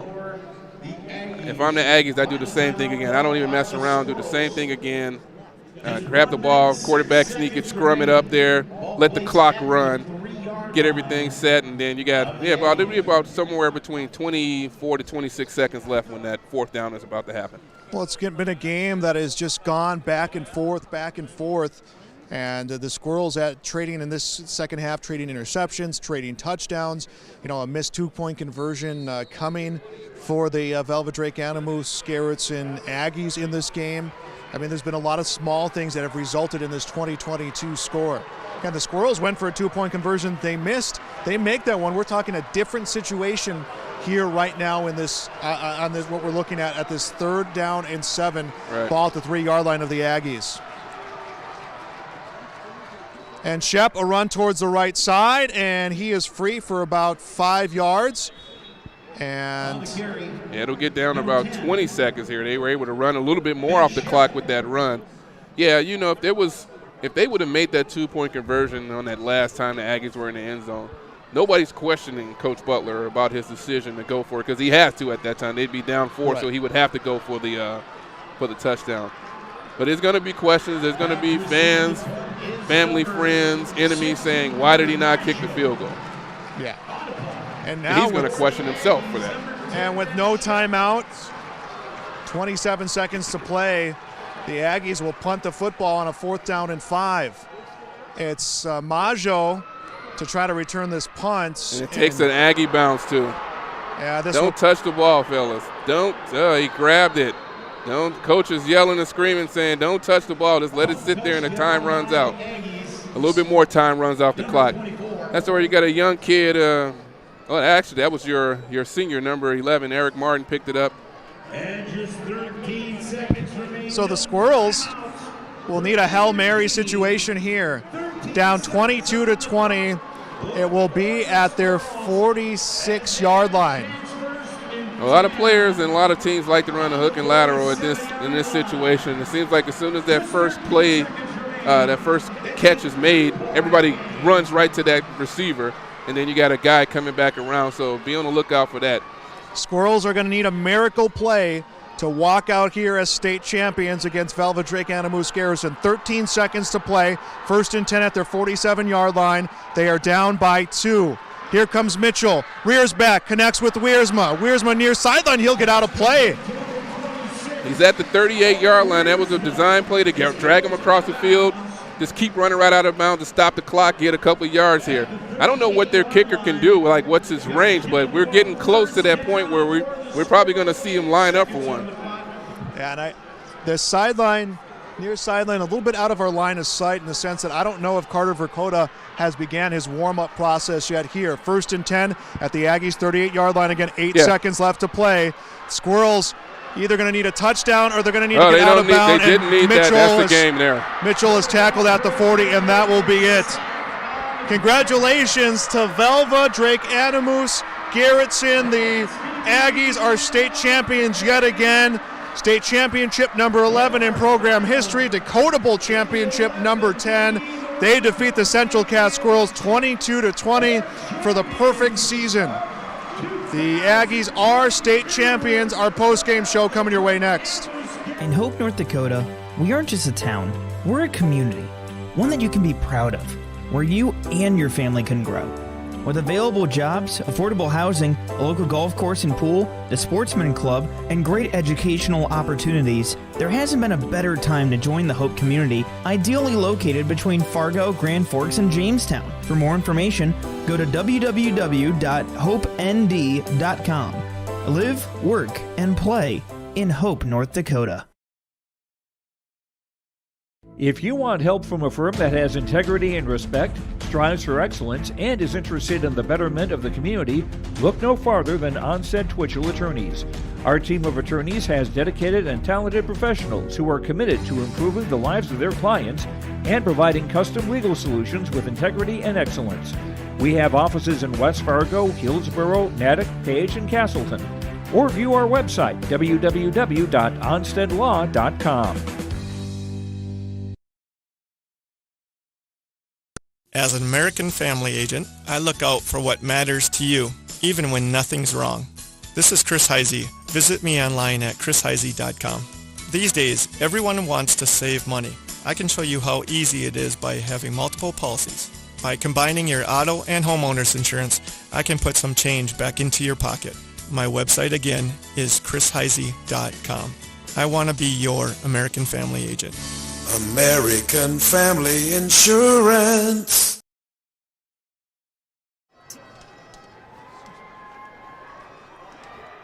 All right, we're back here, making our way down to the field to talk to a couple of the players.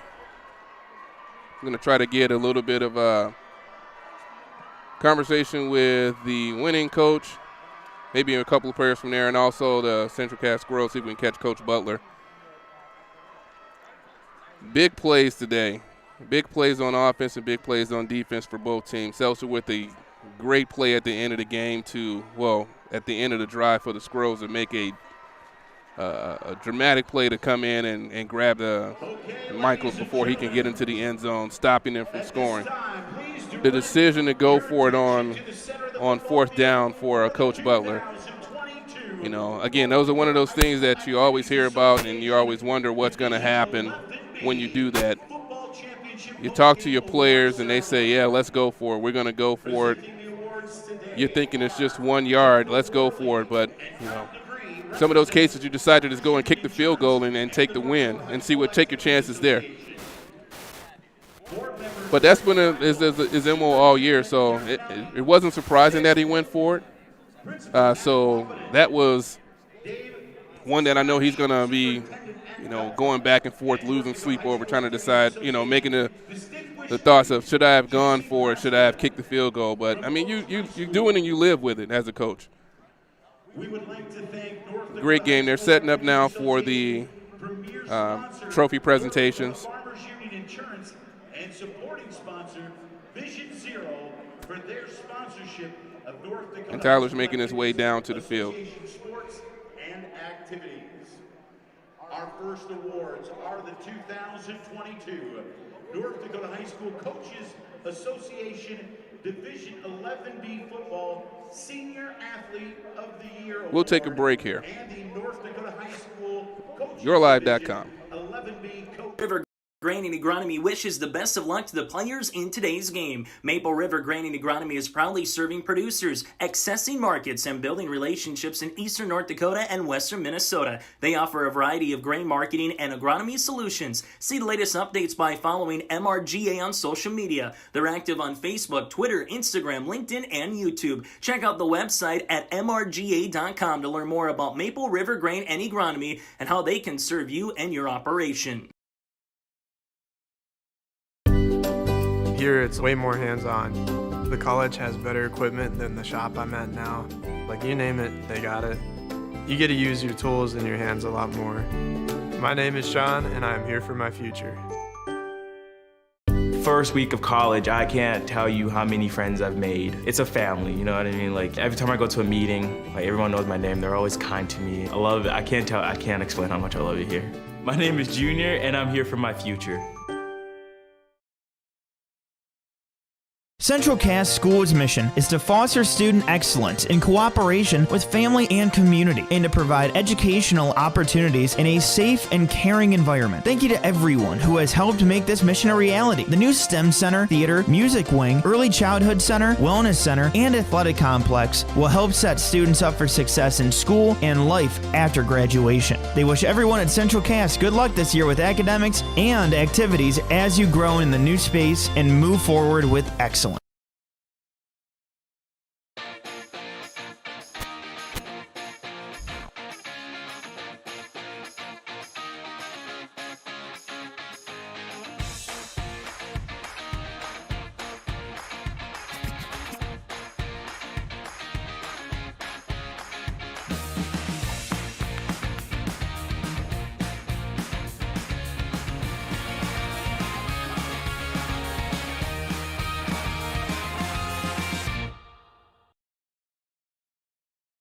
Hey, what you doing? Crawling around under my planter trying to figure out if I need any maintenance parts replaced. It's harvest time, buddy. Yeah, I know, but the guys at RDK Enterprises keep reminding me to check now, just in case I need something ordered. What do I look for? Just give RDK a call and ask some questions. They are the guys I go to for answers. This is Chris from RDK Enterprises, your local precision planting dealer. We will answer all of your planter questions or come out to your farm and take a look at your planter. Give us a call, 701-636-2119 or planterdoc.com. Honesty, loyalty, integrity. At Bank North, we've remained true to these values for generations. They shape the way we do business, work with customers, and support our communities. We've been here for more than a century, helping people grow farms and businesses, finance homes, and pursue their dreams.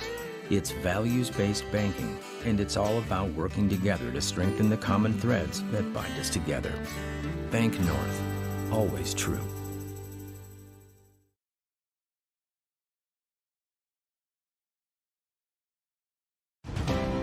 At Cass County Mutual Insurance Company, they provide services to homeowners, farm owners, tenants, seasonal dwellings, mobile homes, and farm and personal liability. Cass County Mutual Insurance provides local service to all policyholders and is working with clients in 19 counties in the southeast portion of North Dakota. For more information about Cass County Mutual Insurance Company or to find an agent closest to you, go online to CassCountyMutualInsuranceCompany.com and use their agent locator. All right, we're back. Now we'll place 20 minutes on the clock. And Melvin, we're down here on the field after that win for the Velva-Drake Anamoose Garrison Aggies 22-20. Some awards were given out. The Senior Athlete of the Year, Trey Heinrichs from Kindred, who had an outstanding season. Larry Sandy is named the 11B Coach of the Year. And trophies just being presented to each team, and then we'll get a chance, hopefully, to talk to some members of this championship team, as well as talk to members of the Squirrels football team as well. But just the Squirrels going for it on that final play, and the Aggies defense, credit to them. Braden Seltzer is a guy who came up with a big play there, Melvin. Yeah, he came up. We talked about him coming off the edge, making those plays earlier in the game. He was able to do it. He got kind of shut down a little bit there in the third quarter, the end of the second quarter, and the third quarter, and almost up until that play at the end of the game where he made a play coming down the line, getting the quarterback before he can get going, his momentum going. But a win here for the Aggies, who finished their season now 13-0. They are undefeated. They are state champions for the 10th time under head coach Larry Sandy here in the Dakota Bowl era of high school football in the state of North Dakota. So they are undefeated now in their Dakota Bowl appearances. Now, I got some stats up here. We just were handing some stats looking at for the Aggie side with Ben Shep, 17 for 24 for 228 yards and a touchdown. He also had 22 attempts and made 80 yards on the ground with 2 touchdowns. Yeah, and it was just an all-around good game for these two teams. Again, for the Squirrels, they're in their first Dakota Bowl appearance ever. First trip to a state championship game since 1980. They were champions. I believe Oaks was the team that they defeated in that 1980 state championship game. So some years between state championship appearances, unfortunately not going the way that the Squirrels had hoped for. But how about this, a team that has played exclusively on the road here in this run to the Dome? Yeah, they did a great job of getting here. I mean, you play 3 games on the road and you make it through all 3 of those games. That's a testament to the coaching staff and the players and their fight to overcome that. That's not an easy task. So the Squirrels will finish this season with 3 losses, one of them going all the way back to week 2 when they lost to the Oaks Tornadoes, another playoff team that they played out of Region 1. So it's been a tough road for the Squirrels to get here. They're kind of shifting things over here a little bit on the field to get ready for the next game. Why don't we take a quick break, and we'll try to get us some interviews here on our postgame show, but we'll be back on yourliveevent.com. At Castleton Lumber, they want to be part of every stage of your building project from the ground up. Let them assist with planning your project timeline in a way that's affordable and efficient. Castleton Lumber has everything you need to get the look you love with windows, siding, roofing, and doors. From choosing the right materials to the finishing touches, you can count on the folks at Castleton Lumber. Stop in and talk with the crew today or call 347-4471. That's 347-4471.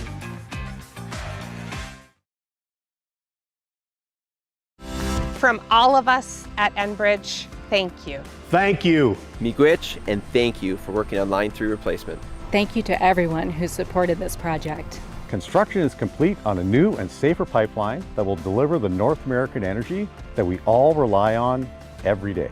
And it's done thanks to the support and hard work of thousands of people. I'm grateful for every single voice of support and every hour of labor put into this project. Thank you.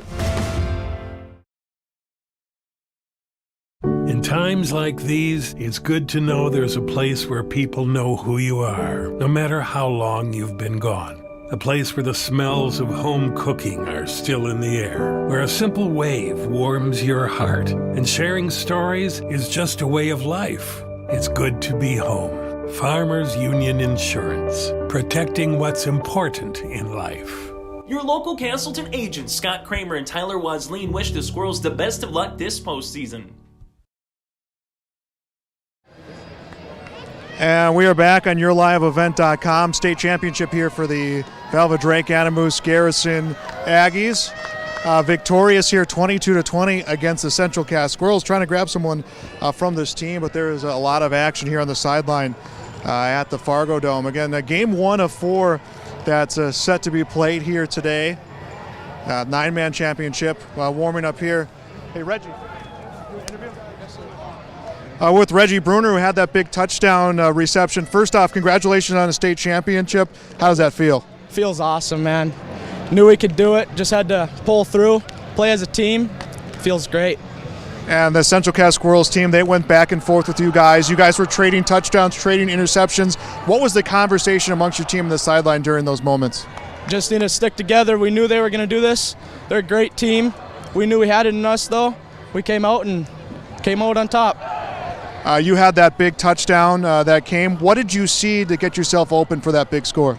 Oh, I saw a lot of green. I knew the safety was back there somewhere, but he bit on it, missed it, and then turned the corner, and all I saw was green.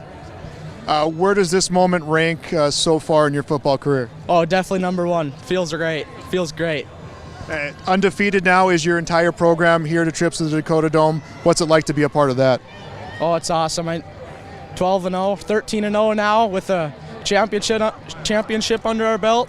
Feels great. All right, well, congratulations. Let you go celebrate with your teammate. Thank you. That was Reggie Bruner. Again, he had that big touchdown reception that came here early in this game as the Aggies get the victory here 22-20 against the Central Cass Squirrels for the state championship. And let me see if I get another interview here. Talking with Braden Seltzer, he was a linebacker who got that big tackle. What did you see on that play for the game-saving tackle there at the end? I shot inside the gap of the tackle, and I had a free run, and I looked up. I was expecting 26 to have the ball, but the quarterback did, and I had a free shot at him, and I wrapped up, and I wasn't letting go. You bring him down. What's the first thing that goes through your mind? Looking for the coaches jumping around. That's what I was looking for right away. That's the first thing I thought of. You guys have an undefeated season, 13-0 state championship. How does that sound to you right now? It's a great feeling. I mean, it's a great way to end my senior year on one of these. It's just awesome. All right, well, I'll let you go celebrate with your teammates. Thanks for giving us some time, and again, congratulations. Thank you. All right, so that was Braden Seltzer who had that big game-saving tackle there at the end. Braden Mitchell was trying to find his way into the end zone for what would have been the game-winning touchdown for the Central Cass Squirrels, and instead it ends the game, and then put a little bit of pressure on the defense for the Squirrels, but they come away there. On the defense for the Squirrels, but the Aggies able to come through and they get the victory again, 22-20. The Aggies finished their season a perfect 13-0. They are state champions for the first time since 2010. Well, the Central Cass Squirrels playing in their first Dakota Bowl. They will end their season 8-3. They were an unseeded team. They finished third in the region. They have played this entire playoff run. That has come here on the road. So this trip to the Fargo Dome, the closest thing they've had to a home game here this season. We'll take another break. We'll be back with more of our post-game show here on YourLiveEvent.com. A new home, but worried about the interest rate and terms from your bank? At First Class Mortgage, we'll find a mortgage that fits your needs. Shopping national banks and other lenders for the lowest rate and most affordable terms. Saving you time and money. So all you need to worry about is enjoying your new home. First Class Mortgage. Our expertise, your peace of mind. Put an expert to work for you. Call today.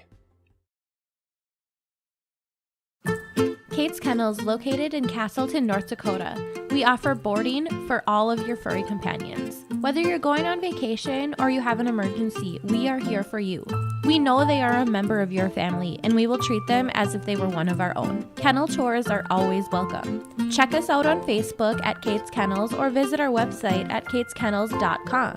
Give us a call at 701-347-4176 for all your furry friend boarding needs.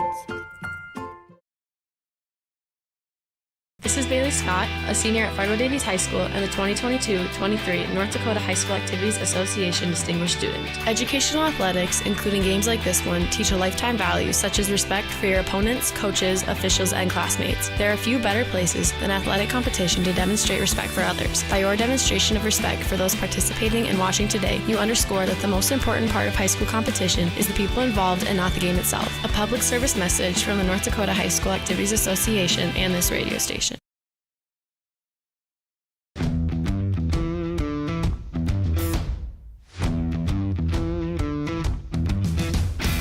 Degelman does put the effort and time into their employees by training them.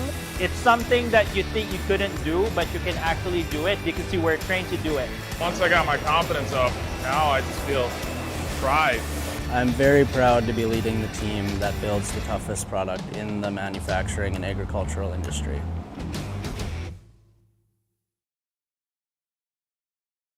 We've been around long enough to know that research in the lab reaps rewards in the field. At the Cess van der Haaf Innovation Center, we're working to develop sugar beet varieties that thrive despite the pressures from disease and the challenges of nature. We're dedicated to improving what we produce, so you can be too. Contact your local Cess van der Haaf dealer to learn about our varieties suited for your soils, because sharing the pride of success starts with sharing the passion to achieve it. Cess van der Haaf, a passion that grows.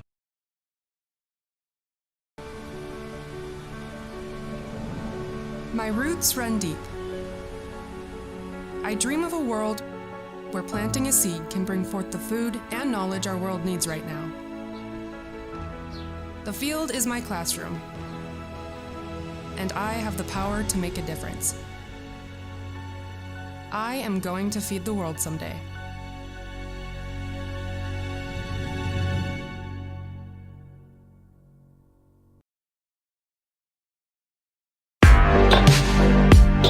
Stay up to date with the latest goings-on in the region with the Coaches Show every Wednesday night on YourLiveEvent.com. Goes deep down the middle, has a man, Soka Porter! Soka Porter to the 20, to the 10, to the 5, and taken down there. We'll dive into the latest stories from North Dakota and Minnesota. And there's the block by Reese. That's the Coaches Show with me, Joe Lancello, on YourLiveEvent.com every Wednesday night starting at 7. North Dakota, we aren't just a town, we're a community. One that you can be proud of, where you and your family can grow. With available jobs, affordable housing, a local golf course and pool, the Sportsman Club, and great educational opportunities, there hasn't been a better time to join the Hope community, ideally located between Fargo, Grand Forks, and Jamestown. For more information, go to www.hopend.com. Live, work, and play in Hope, North Dakota. If you want help from a firm that has integrity and respect, strives for excellence, and is interested in the betterment of the community, look no farther than Onstead Twitchell Attorneys. Our team of attorneys has dedicated and talented professionals who are committed to improving the lives of their clients and providing custom legal solutions with integrity and excellence. We have offices in West Fargo, Hillsborough, Natick, Page, and Castleton. Or view our website, www.onsteadlaw.com. As an American Family Agent, I look out for what matters to you, even when nothing's wrong. This is Chris Heisey. Visit me online at chrisheisey.com. These days, everyone wants to save money. I can show you how easy it is by having multiple policies. By combining your auto and homeowner's insurance, I can put some change back into your pocket. My website again is chrisheisey.com. I want to be your American Family Agent. American Family Insurance. And welcome back to our post-game show. Again, 11B state champions. Congratulations to the Velva-Drake Adamus Garrison Aggies. 22-20, they defeat the Central Cass Squirrels. Congratulations to the Squirrels. An 8-3 season, their first state championship appearance since 1980. Now let's get a chance to look at some of our post-game accolades. First, we'll get our Enbridge Energy Player of the Game. And a lot of tough calls, a lot of big numbers in this game for the Velva-Drake Adamus Aggies. But to me, it's going to go to Ben Shep on some of those late drives. Melvin, he did a great job moving that football. Yeah, he kept a lot of the drives alive with his legs, just pushing the head forward, getting the first down, getting the extra yards, controlling the offense, controlling the tempo. So I would say he's definitely the player that you would have to give that to. So here's our Enbridge Energy Player of the Game. Now our RDK Enterprises Precision Play of the Game. And that is going to go to senior linebacker Braden Seltzer. He got the stop of Braden Mitchell. It was a 4th and goal from the 3-yard line. He got the tackle of Braden Mitchell to save the game. Seltzer is our RDK Enterprises Precision Player of the Game. But a fantastic finish of the season for the Aggies, undefeated 13-0. And how about a fantastic finish for the Squirrels? Again, Coach Butler said it week 1 is we're going to have to be road warriors. We are the 11th best team in our class right now. No one expects us to be here. On top of that, they knocked off the Giants of Kindred in a nail-biter of a game. They've had a fantastic season. Yeah, there's nothing to hang your heads about. I mean, you definitely want to come away with the win in your last game of the year. But the way that they battled and they went on the road and got those 3 wins, these players and coaches and fans have a lot to be proud of. Yeah, and talking about their decision to go for the touchdown at the end of the game, when they played Kindred, they talked as a team and they said, we're going to go for the field goal to tie, we're going to go to the touchdown to win. They went for the touchdown to win. Again, I talked to Coach, I got a chance to have a brief word with Coach Lamar on the way down, and he said, we did the same thing here. We asked the players, we're going to go for it or we're going to go for the field goal. They wanted to run it. Unfortunately, it didn't go their way this time. But one thing you can say about the Squirrels this season, they've been a cohesive unit. They've won as a team and they've lost as a team. And again, they're going to be a little upset about losing this game today, but a lot of big steps for the Squirrels program today. Yeah, you definitely will see that some people will be losing some sleep over the decision and stuff. But, hey, this is what the team wanted to do. You go for it. If that's what the team wanted to do and you are backing and you're behind them, you show the confidence in them and say, let's go for it. Sometimes it works out, sometimes it doesn't. But, hey, that's why you coach. That's why you play the game. That's why you lace up the shoulder pads and the helmets. Yeah, so again, congratulations to the Aggies for the win here. Now the 9-man championship game that is about to get underway between Cavalier and New Salem Almont as they're going through their final warm-ups here. So coming your way, still actually already underway, EDC volleyball coverage on yourliveevent.com. That's coming to you live from West Fargo. We got some Minnesota sports coverage. We have a whole lot more coming your way here today. So keep checking yourliveevent.com and see our full broadcast schedule. Find us on Facebook. Find us on Twitter. Joel Morgan checking in one last time here at the Fargo Dome for Melvin Whitney with us on the broadcast here today. Our final score in the 11B championship game on the Bank North scoreboard. Velva-Drake Animus Garrison 22, Central Cast 20. Thanks for joining us on yourliveevent.com.